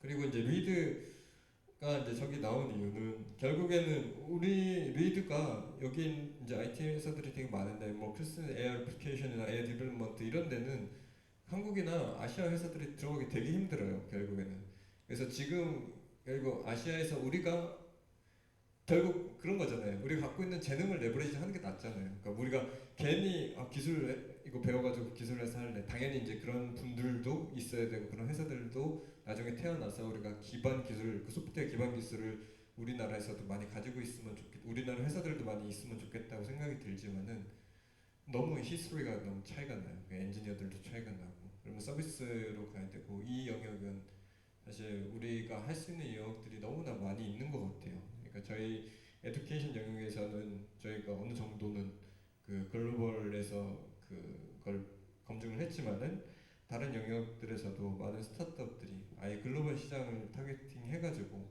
뭔가 많이 도전을 하면은 좋지 않을까라는 생각을 하고, 애초에 이제 생각을 하실 때 취업을 준비하시거나 지금 이제 공부를 하시고 이런 것들을 하시면서 그 목표를 생각을 했을 때 조금 눈을 좀 넓게 가지고 가셔도 좋지 않을까. 그러니까 그게 이제 단순히 뭐 외국에서 취업해라 이런 거라기보다는 회사를 선택을 할 때 당장 뭐 이제 눈에 보이는 회사들 많죠. 뭐 요즘 그 유행하는 그 회사 이름이 그 뭐죠? 그 네카라쿠베. 뭐 네카라쿠베 있잖아. 당연히 네카라쿠베 좋아요. 네카라쿠베의 공통점은 국내 로컬 회사라는 거예요. 그리고 당연히 이제 우리는 국내 로컬에서 잘 나가는 회사들을 잘 알고 있죠. 근데 그냥 제 얘기를 들으면 제가 거기 있는 사람보다 보수 전체적으로 그냥 보수가 비교를 해보면은 제가 아마 되게 많이 차익 받을 수 있을 거예요. 그게 단순히 이제 그 네카라 쿠베도 좋죠. 그 회사들 잘 하고. 근데 스타트업들이나 아니면 이거 작은 회사들 중에서도 글로벌에 눈을 두고 글로벌 비즈니스에서 이제 기회를 찾는 회사들도 많이 있으니까 그런 회사들도 아마 많이 찾아보시면은 되게 많은 기회들이 열려 있다라는 거를 아실 수 있으실 것 같아요. 네카라쿠베는 브랜딩 너무 잘해가지고 채용 시장에서 좋으신 분들이 많이 가는데 저희도 많이 보냈어요. 저희 회사에서도 좀 많이 간 토스로 가신 분들이 꽤 있고 카카오로 많이 가시고 네이버는 잘 안 가고요. 그리고 당근마켓으로도 좀 초반에 많이 가셨고 근데 거기서도 이제 오신 분들도 좀 있고 그래서 이제 여기는 시장은 이직이 좀 많이 있어가지고 근데 그런 저희 같은 회사들도 있다. 잘 모르신다고 하니까 글로벌 시장으로 해서 도전을 하는 그런 회사들. 그런 회사들에는 더 큰 그 회사 내에서 성장 가능성과 이런 것들이 있을 수 있다. 라는 거를 좀 말씀드리고 싶고, 네, 여기부터는 조금 전문적인 이야기이긴 한데 제가 정리를 이렇게 이거 근데 이 얘기는 이제 저희가 어떤 분들이 오실지 몰라서 좀 넣어놓은 건데 이건 좀 고급스러운 이야기예요. 요거 말고 요거를 먼저 이야기를 해야겠다. 이거를 이제 이야기하려는 이제 맥락은 뭐냐면은 그러면은 이제 여기 계신 분들 중에 혹시 자기가 엔지니어나 기술자가 되고 싶으신 분들도 좀 있나요? 직접 엔지니어링을 하거나 이제 그런 분들 혹은 리서처가 되거나 이런 분들 혹은 이런 기술 회사에 들어가고 싶거나 이런 분들한테 드리고 싶은 어떤 같은 맥락인데 우리가 내가 어떠한 기술을 가지고 있는 기술자가 되고 싶어라는 게 이게 이제 저는 그 기존에 있던 생각이랑 좀 다른 게 생각하는 게 있어요. 그게 뭐냐면은 우리가 기술자인 것과 그 이제 보통 이제 회사에서 어떻게 얘기하면 테크 조직 혹은 넌 테크 조직, 테크 기술을 갖고 있는 사람과 테크가 아닌 사람 이렇게 구분을 많이 해요 조직 내에서. 그리고 테크 조직 사람들이 아무래도 좀 더 좋은 대우를 받고 좀 더 중요하다고 해서 생각하고 왜냐면 기술이 있는 사람이니까. 넌 테크 조직은 그래도 이제 그 테크 조직보다는 그 많은 사람들이 할 수 있는 일이고 이렇게 생각하는 게 약간 암묵적으로 깔려 있어요. 그게 아닌데, 그렇지 않은데 그냥 그런 게 깔려 있는 그 워딩이죠. 테크 조직과 넌 테크 조직이. 근데 이제 저는 이제 그렇게 생각한다기보다는 그 이제는 저희가 기술이라는 거를 좀 더 다양한 영역으로 정의를 할 필요가 있다. 특히 예를 들면은 이제 좀 익숙한 단어가 문과 이과 있죠. 문과생, 이과생 이렇게 좀 그걸 얘기하면은 예전에는 이과생은 막 숫자 계산하고 막 이렇게 해가지고 뭔가 똑똑해가지고 막 하고 문과생은 좀 더 감성적이고 사람을 이해하고 이렇게 했는데 요즘에는 그렇지 않은 것 같아요. 그러니까 문과와 이과가 동일하게 숫자를 이해를 해야 되고 문과와 이과가 동일하게 인간을 이해할 수 있어야 돼요. 그러니까 뭐냐면은 제가 아까 이제 AI 기술 이야기를 하면서 결국 교육의 혁신을 이야기를 했고 그 교육의 혁신에서 그 핵심 기술들을 이해를 하려면은 결국 실제 그 세상에서 살고 있는 사람들이 어떤 문제를 갖고 있고 그 문제 속에서 어떻게 기술을 디파인 하는가가 실제로 그 기술 개발에 굉장히 큰 차이를 만들어내기 때문에 기술자도 인간을 이해하고 더 그런 걸 이해해야 되고 동일하게 그렇게 하는 것처럼 요즘엔 기술 베이스가 아니다 하더라도 기본적으로 코딩, 아키텍처 그리고 이 기술을 어떻게 어플라이 하는지 그 논문 기술에 대한 완전 디테일까지는 수식 정도까지는 아니더라도 이 논문 기법에 대한 어떤 큰 개략적인 것들까지 이해한 상태에서 대부분 일을 하기 시작했어요. 그래서 예를 들면은 저희 이제 브랜딩 팀이 있는데 회사에서 브랜딩을 어떻게 하느냐 가장 먼저 하는 게 일단은 그 논문 설명을 들어요. 논문을 공부를 해야 돼. 내가 이 회사에 대해서 기술을 알지 못하고 기술에 대한 구체적인 알고리즘을 알지 못하면은 그 알고리즘의 핵심을 어떻게 좋은 그 브랜딩 키워드로 만들어낼지 아니면 그 브랜딩 전략을 만들어낼지를 만들어내는 게 너무나 어려운 거예요. 그래서 처음에는 그렇게 안 하죠. 처음에는 기술이 뭐예요? 해서 설명 듣고 이 기술이 이런 거구나. 이거 어떻게 풀지? 이렇게 생각하다가 이거 못 찾겠어. 답이 안 나와. 그때부터 그냥 기술을 직접 그걸 듣는 거예요. 그게 이런 식으로 돌아가는 거야. 이런 식으로 돌아가는 거야. 그리고 이거를 그럼 내가 좀 더 쉽게 한번 정리를 해볼게요. 그래서 직접 기술에 대한 그 글을 써요. 그 브랜딩을 그러니까 경영학과 나오신 분 이런 문과 출신이신 거죠. 그래서 그렇게 해가지고 내가 나름대로 그 기술을 이해하고 내 말로 내 입으로 그 기술을 설명할 수 있는 수준이 돼서야 이거를 이제 브랜딩 다음 단계로 브랜딩을 만들어낼 수 있는 단계로 넘어가는 거죠. 이런 것들이 모든 것들이 지금 현재 우리가 기술 회사라고 부르는 것은 단순히 기술 뭐 테크 회사, AI 회사 그런 게 아니다. 그리고 페이스북, 구글 이런 회사를 들어가서 혹은 네이버, 카카오 들어가서 하는 일들이 기술 개발하는 것 아니에요. 그것도 있죠, 당연히. 근데 거기서의 정말 많은 부분은 그 제품을 어떻게 시장에 적용을 하고 이 제품을 어떻게 쓰게 만들고 이것들이 좀 더 어떻게 그 전파가 되고 이런 것들이 결국 기술 회사에서 되게 중요한 요소 중에 하나가 될 거기 때문에 기술을 이제는 그런 방식의 구분, 테크, 넌 테크 같은 구분은 더 이상 되게 올드 패션 된 거죠 지금은. 그냥 지금 이제 요즘 그 트렌드는 그런 것들을 다 이제 그 경계를 허물고 나도 기술자 아니지만 기술 알고 있어. 나 기술자인데 사람에 대해서 잘 알아. 사람 관리 진짜 잘해. 그런 것들이 이제 되게 중요해지고 실제로 그런 사람들이 인정받고 승진하고 더 높은 평가를 받는 경우가 많이 있습니다. 그래서 저 같은 경우는 이제 되게 중요한 스킬 중에 하나 저희가 채용을 할 때 저는 시니어리티를 이제 확인을 하는데 시니어리티의 기준이 뭐냐면은 그러니까 시니어리티가 그런 거죠. 우리가 이제 하이어링을 할 때도 이게 있어요. 스코프가 그러니까 얼마큼 주니어를 뽑을 거냐, 시니어를 뽑을 거냐, 중간 레벨을 뽑을 거냐 이렇게 이제 가지고 보죠. 근데 그거를 연차 가지고 기본적으로 판단할 수도 있는데 연차가 전부가 아니에요. 한 10년, 15년 됐는데도 시니어리티가 거의 없는 사람이 있고 한 2, 3년밖에 안 됐는데 되게 시니어리티가 있어요. 그러면은 이 사람들의 대우가 완전히 달라져요. 연봉 테이블 자체가 달라져요. 그 경력으로 그게 안 나눠지는 거죠. 그러면은 제가 생각하는 시니어리티는 뭐냐라고 했을 때 크게 두 개의 카테고리로 나누는데 이게 이제 너무 개발자스럽지 않을 수도 있지만 두 가지 한 가지는 커뮤니케이션 스킬이고 한 가지는 비즈니스에 대한 이해예요. 이게 되게 웃기죠. 기술자를 의 시니어리티를 판단을 하는데 커뮤니케이션 스킬과 비즈니스에 대한 이해를 본다고 이게 이제 안 맞죠. 근데 그게 요즘이에요. 그게 한참 됐어요. 그렇게 된지 그 실제 기술자를 뽑을 때. 근데 이제 그걸 이제 커뮤니케이션 스킬이 뭐냐 이제 비즈니스에 대한 이해 뭐냐 이거를 간략하게 설명드리면 이게 되게 막연하니까 커뮤니케이션이라는 것은 뭐냐면은 내가 지금 생각하고 있는 기술 혹은 내가 지금 생각하고 있는 definition 생각하고 있는 방식 혹은 구현체 이런 것들을 나랑 똑같이 상대방이 생각할 수 있도록 어떠한 방식으로 내가 전달하는 것을 커뮤니케이션이라고 저는 정의를 해요. 기술자에서 봤을 때. 그러니까 맞죠? 그냥 우리가 그냥 흔히 생각하는 커뮤니케이션은.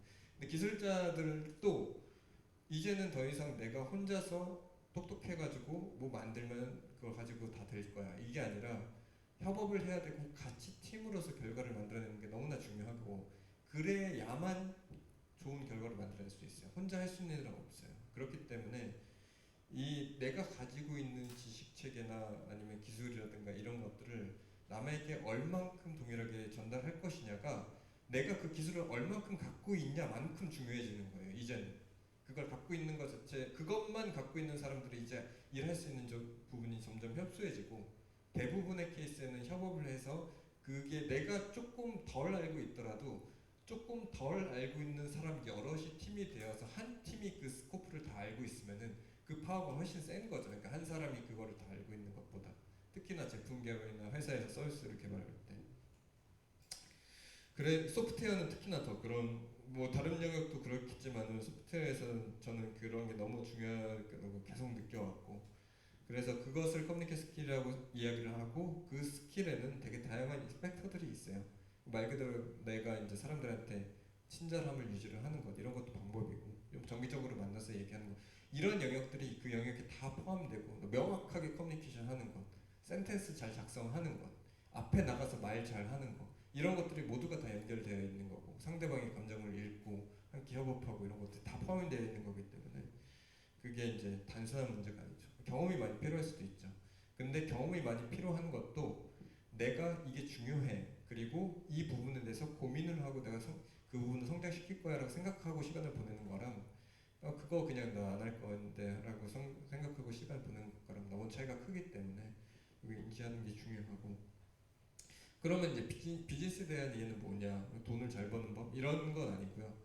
그러니까 제가 이제 얘기하는 비즈니스라는 것은 내가 만든 무언가 혹은 내가 작성한 뭐 내가 계획한 강의일 수도 있고 아니면은 뭔가 내가 한 것들 있잖아 이거를 누가 바잉하게 만들 것이냐 내가 뭔가 이야기를 했어요 이 이야기를 한 것을 어떻게 어떤 방식으로 해서 이거를 듣는 사람이나 혹은 이거를 사는 사람이나 아니면 이 시스템을 사용하는 사람들이 그거를 사용하게끔 쉽게 더 편하게 자연스럽게 사용하게끔 할 것이냐를 저는 비즈니스라고 보는 거예요. 지금 저도 지금 비즈니스를 하고 있는 거죠. 제가 갖고 있는 널리지를 어떻게 하면 여기 계신 분들이 바잉할 수 있게 만들 것이냐. 그런 거를 이제 비즈니스에 대한 이해라고 생각을 하는 거예요. 기술자들도 이제는 그걸 알아야 돼요. 내가 만든 것을 다른 사람들이 사용을 하게 될 거고 무조건 사용해요. 그냥 같은 팀이면 같이 협업을 하기 때문에. 그러면은 내가 만든 거를 어떻게 하면은 이 다른 사람을 더 고려를 하고 이해를 하고 그 사람 입장을 생각을 하고 사용하는 사용자 입장을 생각을 해서 내가 만들 것인가가 되게 어려운 문제고 중요한 문제가 되는 거예요. 근데 이런 부분들이 시니어리티의 이제 핵심이 되는 거고 제가 그 채용을 할 때 이 두 가지 기준을 시니어리티로 기준을 세우고서 평가를 합니다. 그리고 저희 회사는 이제 레벨 시스템이 있어서 직급 같은 거를 있어요. 뭐 레벨 3부터 10, 3인가 몇 개 레벨이 있고 그 레벨로 이제 그 맞춰요. 그 시니어리티에 대한 판단 기준에 있어서 제가 그거에 대한 평가를 내리고 그거에 대한 레벨을 바인딩하고 그 레벨에 맞춰서 연봉 스코프가 이제 있어요. 그 안에. 그래서 그 안에서 이제 그분이 협상을 해서 그 이상 못 받고 스코프가 꽤 넓은 편이긴 해요. 근데 사실 근데 어쨌든 그런 레벨이 되게 중요하다. 그래서 이 이야기를 하는 이유는 기술자도 그런 이제 스킬들이 되게 중요해지는 시대가 됐다. 반대예요. 반대도 마찬가지예요. 제가 PM을 뽑아요. 디자이너, PM 이런 분들 뽑을 때 되게 많은 부분 물어보는 게 그분들이 기술을 어떻게 설명을 하느냐를 봐요. 그러니까 엔지니어들이랑 옛날에는 그랬어요. 협업할 때 뭐 어떻게 해야 돼요. 뭐 가서 달래주고 뭐 이렇게 해서 뭐 해주고 뭐 이런 거 있는데 그런 거 말고 어떠한 시스템을 만들 때, 어떠한 제품을 개발을 할 때 어떠한 프로세스로 엔지니어들과 협업을 해서 개발을 해야 되는가 이런 것들을 많이 보고 제가 지금 그 가장 PM 중에서 뛰어나다고 생각했었던 같이 일했던 분들 중에 한 명인데 이분은 즉 개발 출신 아니에요. 이 문과 출신이세요. 문과 출신인데 시스템 아키텍처를 직접 그 PM 분이 그려가지고 개발자들이랑 대화를 해요. 너가 지금 만들려고 하는 게 이거 맞아? 그거 맞아요. 개발자들 사실 정확할 수는 없겠죠. 그러니까 개발자들 생각하는 거예요. 하지만은 개발자들이 아는 수준만큼 어느 정도는 그 이해도가 있어서 너네가 얘기하는 게 이게 맞는지를 완전히 그 레벨과 이해할 수 있는 레벨로 만들어 버리는 거죠. 요즘에는 그런 분들이 정말 인정받고 그분은 저 높은 곳에 가 계세요. 너무 막 너무 높은 자리에 가셔가지고 큰 조직에서 이제 제품팀 리드를 하고 계시고 이제 그런 스킬들이 점점 더 중요해집니다. 크로스 약간 이 넘나드는 것들. 그렇다고 해서 이제 전문성도 놓칠 수 없어요. 그래서 이제 할 일이 많은 거죠. 전문성도 있으면서 어느 정도 이해도가 있는 그런 사람들이 많고 근데 이제 제가 생각했을 때 그 이제 심리적 거리만 안 두고 이것도 하고 저것도 하고 보통 어려워하잖아요. 이과생들은 문과 좀 어려워하고 당연히 어려워요. 당연히 어렵죠. 근데 당연히 어렵기 때문에 더 그게 퀄리티브해지는 거죠. 그러니까 그런 사람들이 더 중요해지는 거죠. 사회는 그렇게 가고 있는데 그렇게 되기가 어려우니 그런 사람들은 되게 인정받고 좋은 회사에 와서 되게 좋은 대우를 받으면서 회사에 가장 도움되는 사람들이니까 그런 사람들이 그런 게 있습니다. 그래서 이런 것들을 이야기를 해보고 싶었어요. 그러니까 이게 기술 자산 후보 리스트라고 해서 이제 사실 기술 레버리징 전략이라고 이제 이런 것도 있는데 그 전에 이게 여기 보면 제품 운영 노하우, 제품 비즈니스 노하우, 특허 논문, 소스 코드, AI 알고리즘 위에 거는 뭐 이과적인 거고 운영 노하우, 비즈니스 노하우 이건 문과 분들이 많이 하죠. 경영학과나 이런 데 나오신 분들이. 근데 저것들이 이제는 다 기술이다 그냥 회사 기술이라고 그냥 불러요. 이거 제품을 어떻게 운영하는가 그 노하우를 기술이에요. 그 회사 기술. 그리고 제품을 어떻게 팔어 제품 비즈니스를 어떻게 해 그냥 그게 그 회사 기술인 거예요. 그렇다고 보면은 그냥 경영하는 사람, 마케팅하는 사람은 기술자라고 안 부를 이유가 있냐? 그러니까 사실상 기술자인 거죠. 그분들도 스킬셋을 가지고 뭔가 그 스킬을 잘 활용을 해서 하는 거기 때문에 더욱이나 요즘은 퍼포먼스 마케팅이라고 해가지고 예전처럼 마케팅하면은 내가 그 인사이트가 있고 감이 있어가지고 사람들 막 좋아하는 거 되게 감이 좋아, 직관이 좋아. 그래서 내가 막 이 말 하면은 이렇게 하면 잘 될 것 같아. 이런 식으로 절대 안 하고 다 숫자예요. 그냥 마케팅 툴을 거기다 넣어가지고 그게 AI가 다 해가지고 사람들 스프레이 쫙 해주고 거기서 그 시스템에 맞춰서 이렇게 올라오면 이렇게 하고 그 시스템을 짜는 거예요. 그 마케팅이라는 것이. 마케팅이라는 개념도 너무 많이 달라지는 거예요 지금. 이게 이제 굉장히 회사에서 가장 돈을 많이 쓰는 영역이 퍼포먼스 마케팅이 그 영역에서 그 퍼포먼스 마케팅의 어떤 숫자들을 다루고 그 툴들을 다루고 그걸 조종하는 그 기술을 가진 사람들이 되게 대우를 받고 있고 그거는 예전 같으면 뭐 통계학과를 했거나 혹은 뭔가 그런 숫자들을 잘 보는 사람들 했다고 하면은 지금은 뭔가 그것도 있으면서 시장도 이해하면서 어떤 마케팅적인 감각도 있으면서 그것도 하는 분들이 있어서 그런 분들이 너무 잘 하시는 거죠. 그래서 요즘은 그런 세상이고 그런 것들을 다 기술로 포괄할 수 있다. 이게 기술력이고 이게 내 개인을 경영한다고 봤을 때 개인의 기술로도 볼 수 있지만은 회사도 마찬가지인 거죠. 회사에서 기술을 정의를 할 때도 내가 갖고 있는 기술이 뭐야라고 했을 때 이런 것들이 다 포괄되고 그냥 회사가 갖고 있는 기술이 뭐야라고 했을 때 이런 것들이 다 포괄된다는 거예요. 눈에 보이지 않죠. 근데 눈에 보이진 않아도 이제 커리어가 쌓이고 하다 보면은 자기가 했던 걸 통해서 이런 것들이 드러나게 되고 뭐 어떻게 인정받고 이렇게 되는 거일 것 같습니다. 그래서 요거는 이제 기술 레버리지와 같이 하면서 이제 조금 이야기를 드리려고 하는 건데 한 회사가 어떠한 기술에 집중해서 그 기술의 어떤 극단을 찍고 그 극단을 찍고 나서 그 기술을 통해서 확산할 수 있는 그 기회의 가능성이 생각보다 우리가 상상하는 것보다 엄청나게 클 수 있다. 그 극단을 찍는 게 어렵죠. 그러니까 극단이라고 하면은 이게 이제 좀 정의가 어려운데 그렇게 생각하시면 좋을 것 같아요. 어떤 엣지 수준을 넘어서서 티핑 포인트 같은 말도 있죠. 그러니까 어떤 수준을 넘어서서 그게 변화가 극단적으로 오는 사례. 가장 예를 들어서 우리가 좀 잘 이해할 수 있는 게 그 테슬라 같은 케이스인 것 같아요. 테슬라의 자율주행 기술. 최근에 무인 택시가 미국에서 돌기 시작했죠. 그 택시를 불렀는데 운전기사가 없어. 그냥 타고 가면은 도착해. 그러니까 그게 이제 어떤 극단에 있는 거지 기술에. 그러니까 자율주행 기술이라는 게 이제 어느 수준까지 와가지고 실제 시장에서 상용화할 수 있을 만큼 기술이 성장한 단계예요. 근데 이제 그렇게 되면은 그 기술이 가지고 있는 비즈니스적 가능성이 엄청 무궁무진해지는 거죠. 그 수준을 달성하는 순간.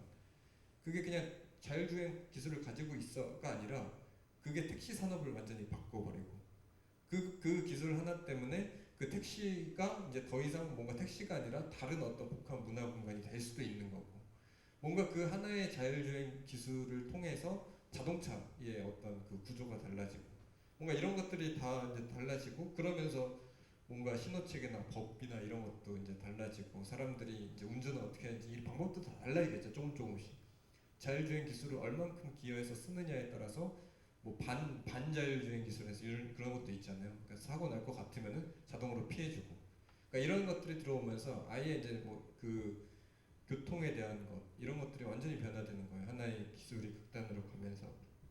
근데 그런 것처럼 교육도 이제 저는 마찬가지일 수 있다고 생각을 합니다. 이게 참 어려워요. 그러니까 교육 기술을 볼 때 지금은 되게 이제 여러 가지로 파편화되어 있죠. 요즘 뭐 유행하는 VR이나 AR 최근에 이제 페이스북이 메타로 이름을 변경을 하면서 VR 기술을 통해서 교육 시장도 두드리고 있는 상태고 그리고 이제 뭐 소셜 러닝 같은 개념도 있고 플립 클래스룸이라고 해가지고 학생들이 수업을 들을 때 여기 들어와서 컴퓨터로 다 공부하고 선생님은 보조 역할만 해주는 그런 식의 이미 그 학교 풍경이 변경되는 거는 이미 미국 같은 경우는 많은 학교에서 그렇게 하고 있어요.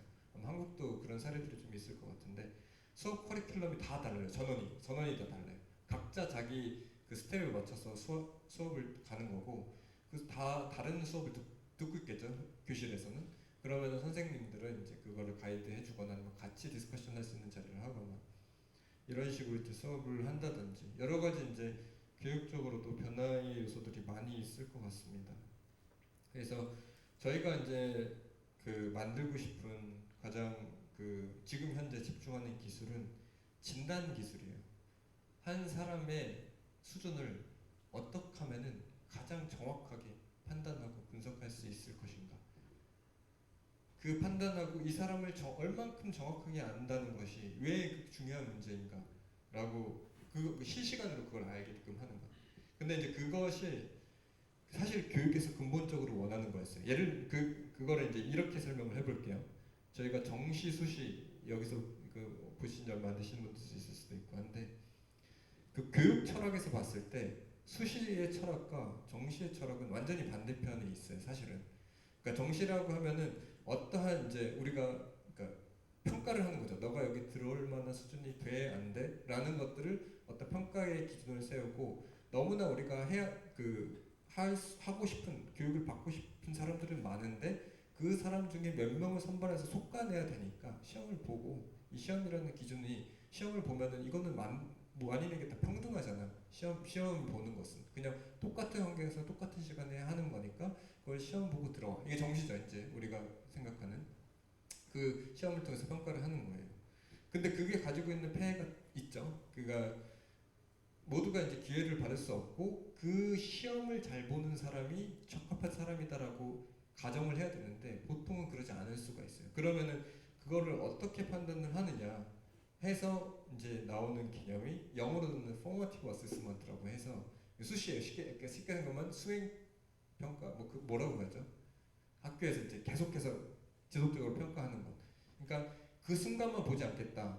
이 사람의 실제로 삶에 있어서 얼만큼 성실하고 이 사람이 얼만큼 노력을 했고 또 이런 사람들의 교우 관계는 어떻고 또 뭐 이런 어떤 종합적으로 이 사람의 어떤 그때그때 단계별로 이 사람이 어떻게 성장했고 변화했는지 와서 이 사람이 이제 이렇게 와서 이 학교로 들어가면은 이 학교에서 또 이렇게 성장해 날 것이야 라는 사람을 찾아내는 거죠. 이런 사람을.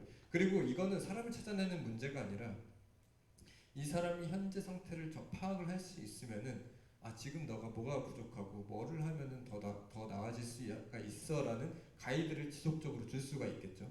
그래서 그런 방식으로 아예 교육 철학 자체를 현재 상태에서 이 사람에게 어떻게 좀 더 나은 사람이 될 수 있는 도움을 줄 수 있을까라는 식으로 계속해서 이제 평가를 하는 거죠. 근데 결국 그것의 가장 큰 극단은 그 수시평가, 수행평가의 극단은 그냥 실시간으로 나의 모든 학습이나 모든 내역, 모든 뭐 과정들을 다 그냥 뭔가 알고 있는 거죠. 근데 그럴 수 없으니까 뭐 쪽지 시험을 뭐 일주일에 한 번씩 본다든지 아니면 뭐 선생님들이 뭐 이렇게 한다든지 뭐 일주일에 한다든지 뭐 이런 식으로 하는 거잖아요. 그렇게 이제 흉내를 내는 거죠. 그러니까 포머티브 어세스먼트로 결국엔 가는 게 교육은 훨씬 더 우월한 교육인데 현실적으로 교사들이 너무 힘들죠. 그런 것들을 하나하나 계속 평가하고 봐주고 이런 것들이 힘들죠. 그러면 그 극단으로 갈 수 있는 기술은 뭐냐? 제일 정말로 우리가 자원이 무한정이고 끝이 없이 우리가 살 수 있다면은 정말 옛날식으로 1인당 한 명씩 다 선생님이 붙어서 계속 봐주면서 이거 해 오늘 이거 했대 이렇게 계속 봐주면서 부모의 역할처럼 이렇게 해주면 베스트죠. 근데 그게 물리적으로 불가능하기 때문에 결국 한 명의 교사가 30명의 학생들을 교실에서 봐줘야 되고 이런 상황에서 이 사람이 잘 진단하고 받기 위해서 만약에 기술이 그 진단하는 것을 어느 정도 도와줄 수 있다고 하면은 교육이 갖는 의미는 뭔가 이 사람이 사회에서 원하는 어떤 수준에 딱 맞춰서 그걸 주는 게 아니라 내가 지금 모든 사람이 내가 지금 어디에 있고 어느 길을 향해서 가고 있고 어떤 그 사람이 되기 위해서 지금 내가 가고 있는지를 알면서 내가 판단해서 선택을 해서 갈 수 있는 그런 세상이 올 수도 있지 않을까라는 생각으로 이 진단 기술이 결국 극단에서는 의미가 있을 것 같다라는 상상을 해요.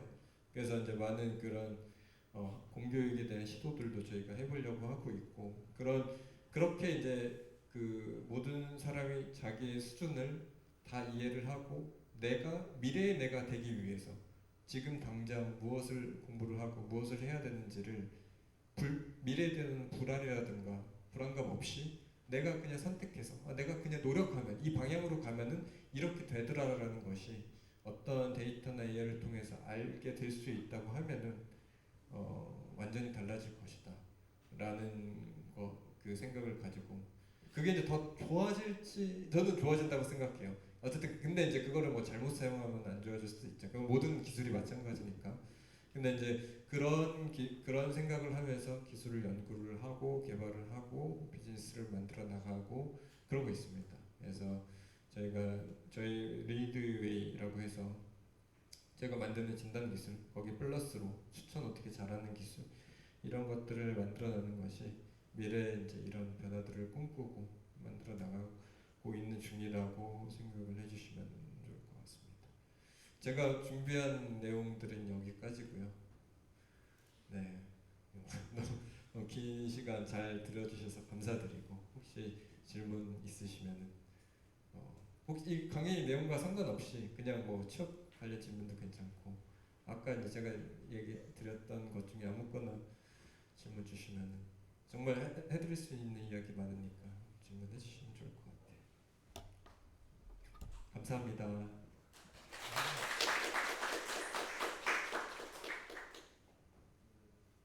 질문을 자유롭게 하시는데 학생들 질문 준비할 동안에 제가 막간을 여기서 그 미국 시장 진출을 이제 본격적으로 준비해서 막바지라고 하셨잖아요.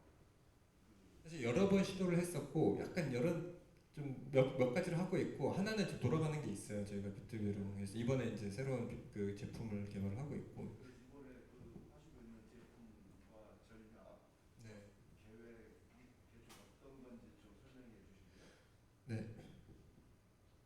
그리고 한 가지는 학생들이 이제 리드를 비롯한 대표적인 기술 스타트업, 테크 기업에 관심이 있어서 취업 준비를 한다면 이제 리드 입장에서 생각하는 인재상 이 채용 기준은 어떤 건지 학생들이 무슨 준비를 지금 못하면 그런데 도움이 될 것인지 조언 말씀을 해주면 좋을 것 같아요. 네, 일단은 저희 지금 현재 신규 제품 프로젝트는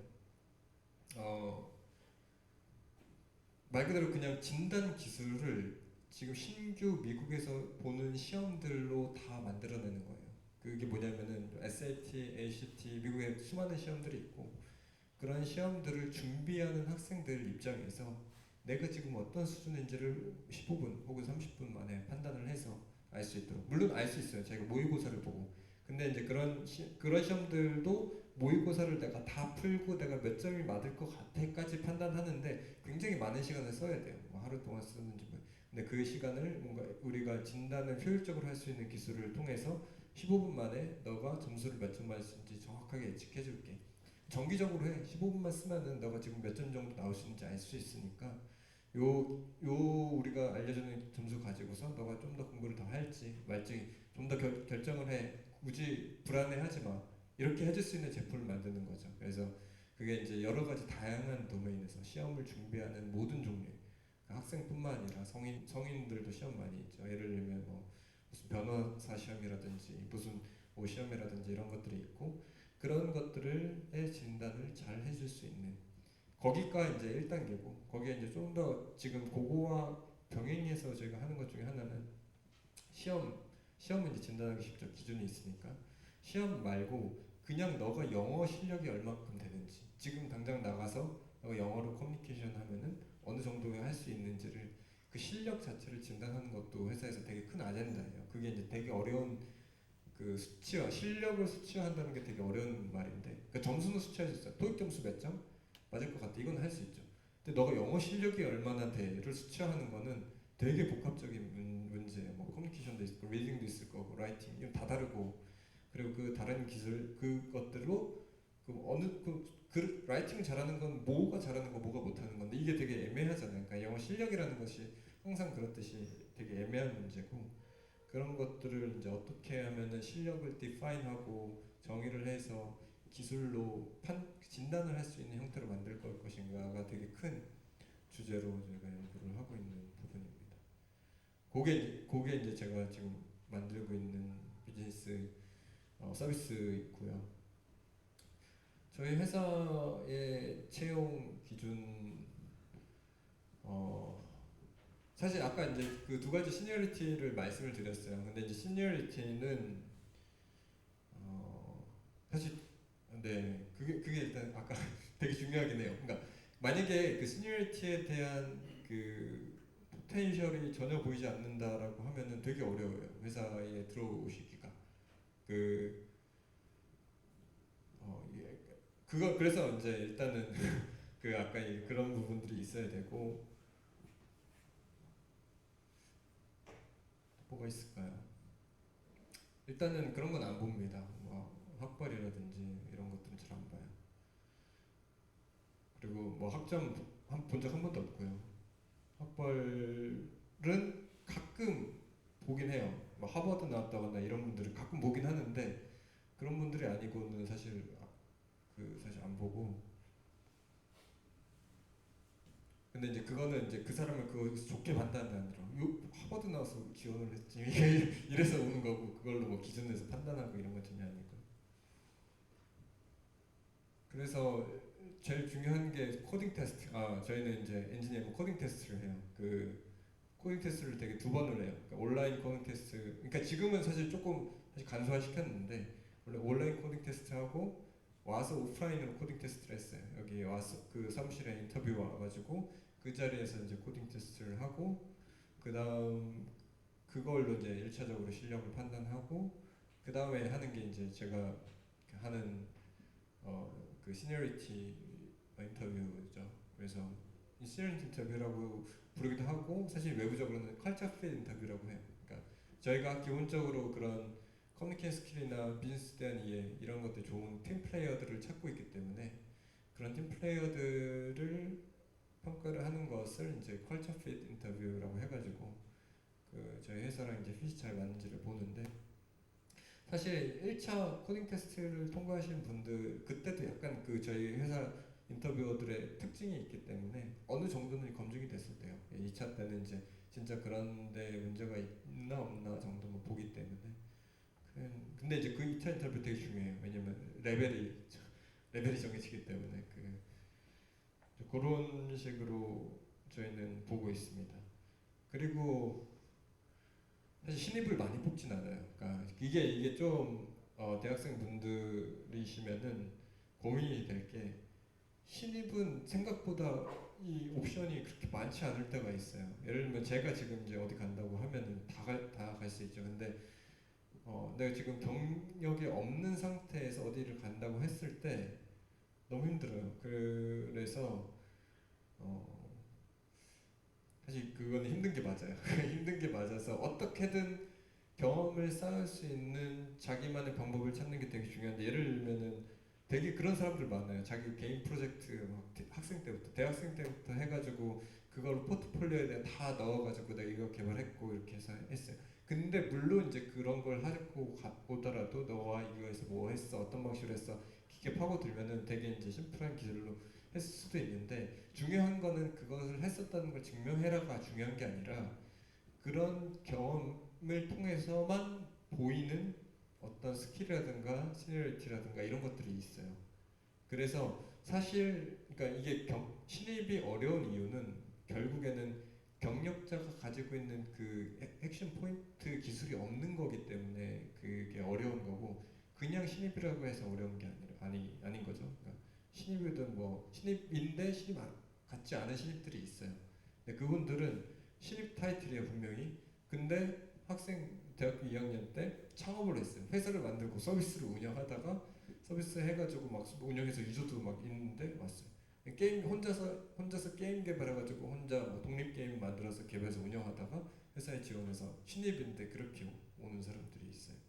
그래서 이제 그런 그 결국에는 지금은 신입으로 들어오기 위해서는 그게 필요하니 대부분 근데 그런 케이스는 너무 적고 대부분은 이제 그런 신입들이 필요한 조직들이 있어요. 그러니까 저희는 아무래도 조금 어려울 수 있을 수도 있는데 그러면 당장 이제 신규로 서비스를 만들거나 뭐 이런 회사들은 아무래도 좋은 시니어리티가 있는 사람들을 채용하기 어렵기 때문에 같이 배우면서 성장할 수 있는 사람들을 채용하는 그런 회사들이 있고 그런 회사들에서 어느 정도 그런 기술들이나 경력들을 익히고 나서 이제 다른 회사로 이직하는 게 전략적으로는 되게 좋을 수 있겠다라는 생각이 듭니다. 그거를 굳이 처음부터 탑티어 뭐 네이버 갈 거야 카카오 이럴 필요가 전혀 없는 게 네이버 카카오 신입으로 들어가서 연봉 상승시키는 것보다 스타트업 들어가서 중간에 땅 하고 거기서 인정받고 들어가면 연봉이 차이가 더 많이 나요. 더 많이 받을 수 있어요. 그래서 굳이 그렇게 생각할 필요가 없을 것 같아요. 조금 더 길게 생각을 하면은. 그래서 그런 이야기들을 드리고 싶었습니다.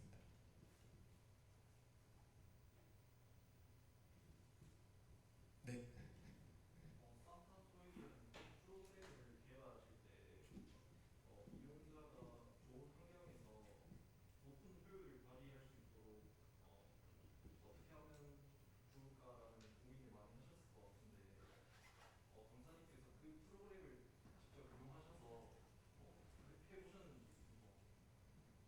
일단은 그게 보통 이제 많이 하는 게 제가 직접 공부를 해봤냐고요. 그거 산타토익을 써가지고 근데 제가 직접 공부하지 않아도 실제로 유저들이 쓰는 데이터들을 보면 알 수 있죠. 그러니까 그 이제 유저들이 들어와서 문제를 몇 문제나 풀고 몇 분이나 이 앱에 유지가 되어 있고 그리고 이 들어와서 저희가 막 점수 예측 점수나 이런 변화량이 있어요.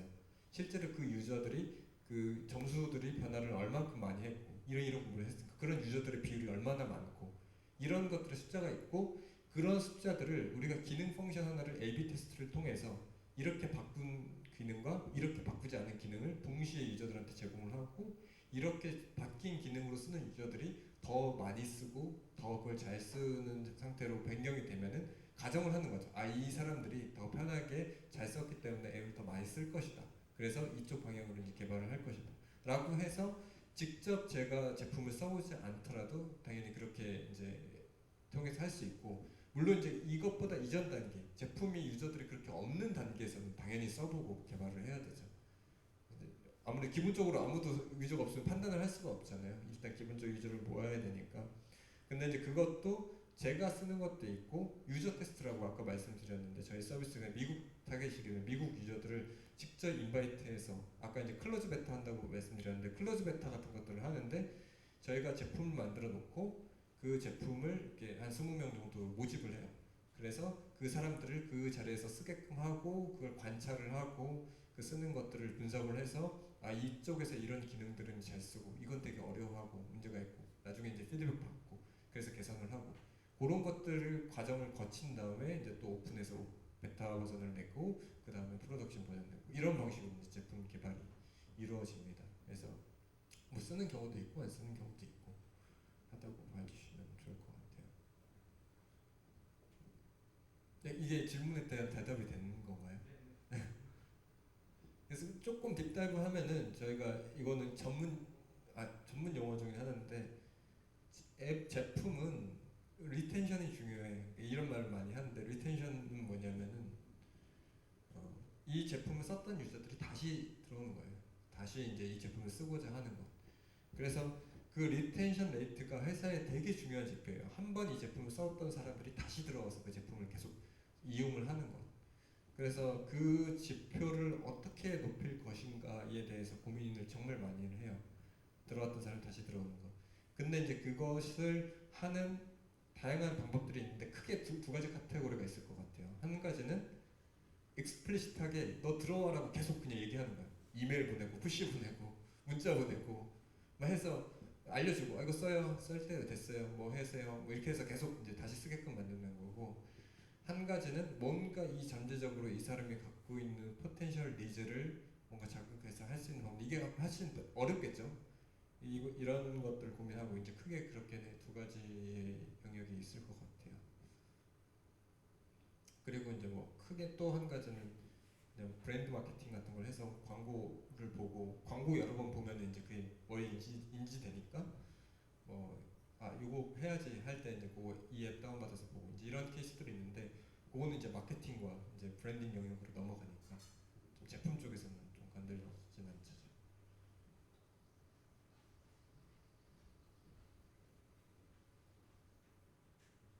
네, 네. 아, 네. 개인적으로 궁금한 게 네. 지금 이렇게 리드 회사에 들어오셔가지고 부장으로 이렇게 여러 파트에서 일을 하시면서 프로젝트도 많이 끌어오시고 막 그렇게 하시잖아요. 네. 혹시 또 개인적으로 창업을 하고 싶으시거나 그런 생각도 있으신가요?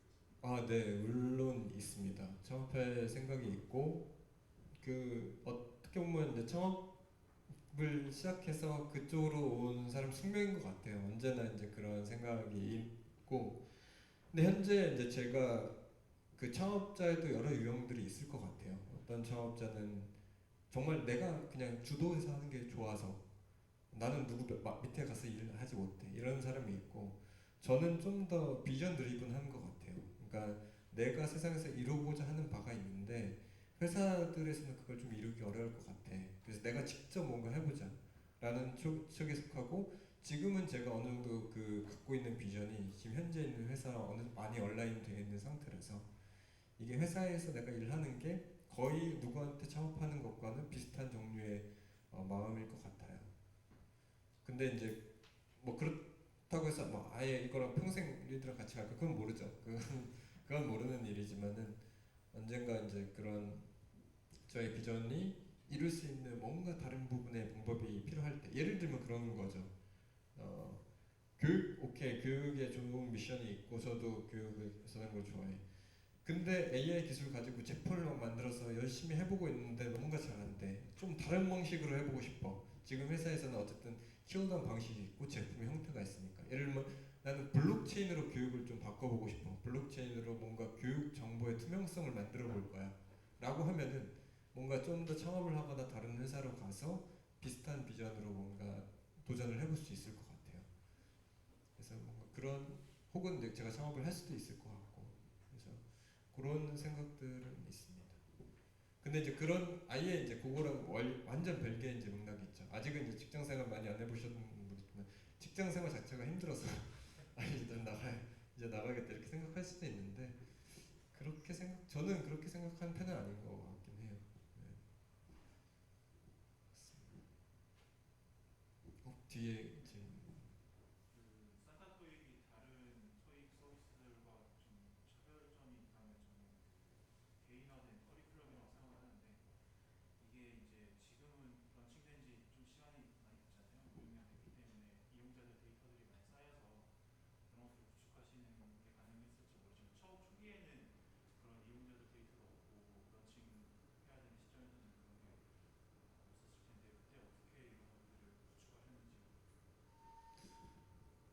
데이터를 모아야 돼요. 모아야 되는데 그걸 모으지 않고는 못한다 일단은. 근데 그러니까 물론 이제 모으지 않고 그냥 사람의 머리로 커리큘럼 이렇게 만들어 이렇게 할 수 있잖아요.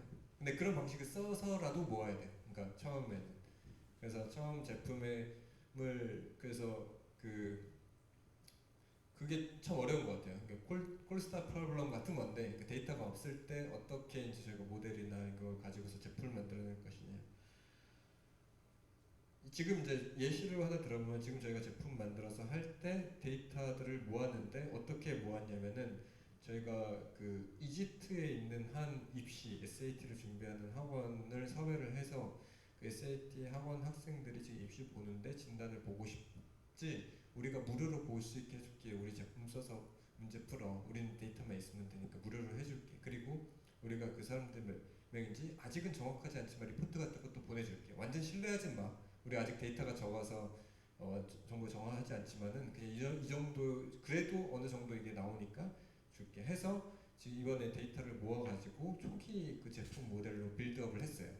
그런 방식으로 섭외를 해가지고 어떤 그 방법을 만들어서 이제 하는 방식으로 하고 있고 되게 어려워요. 그래서 데이터를 초기에 모은다는 게.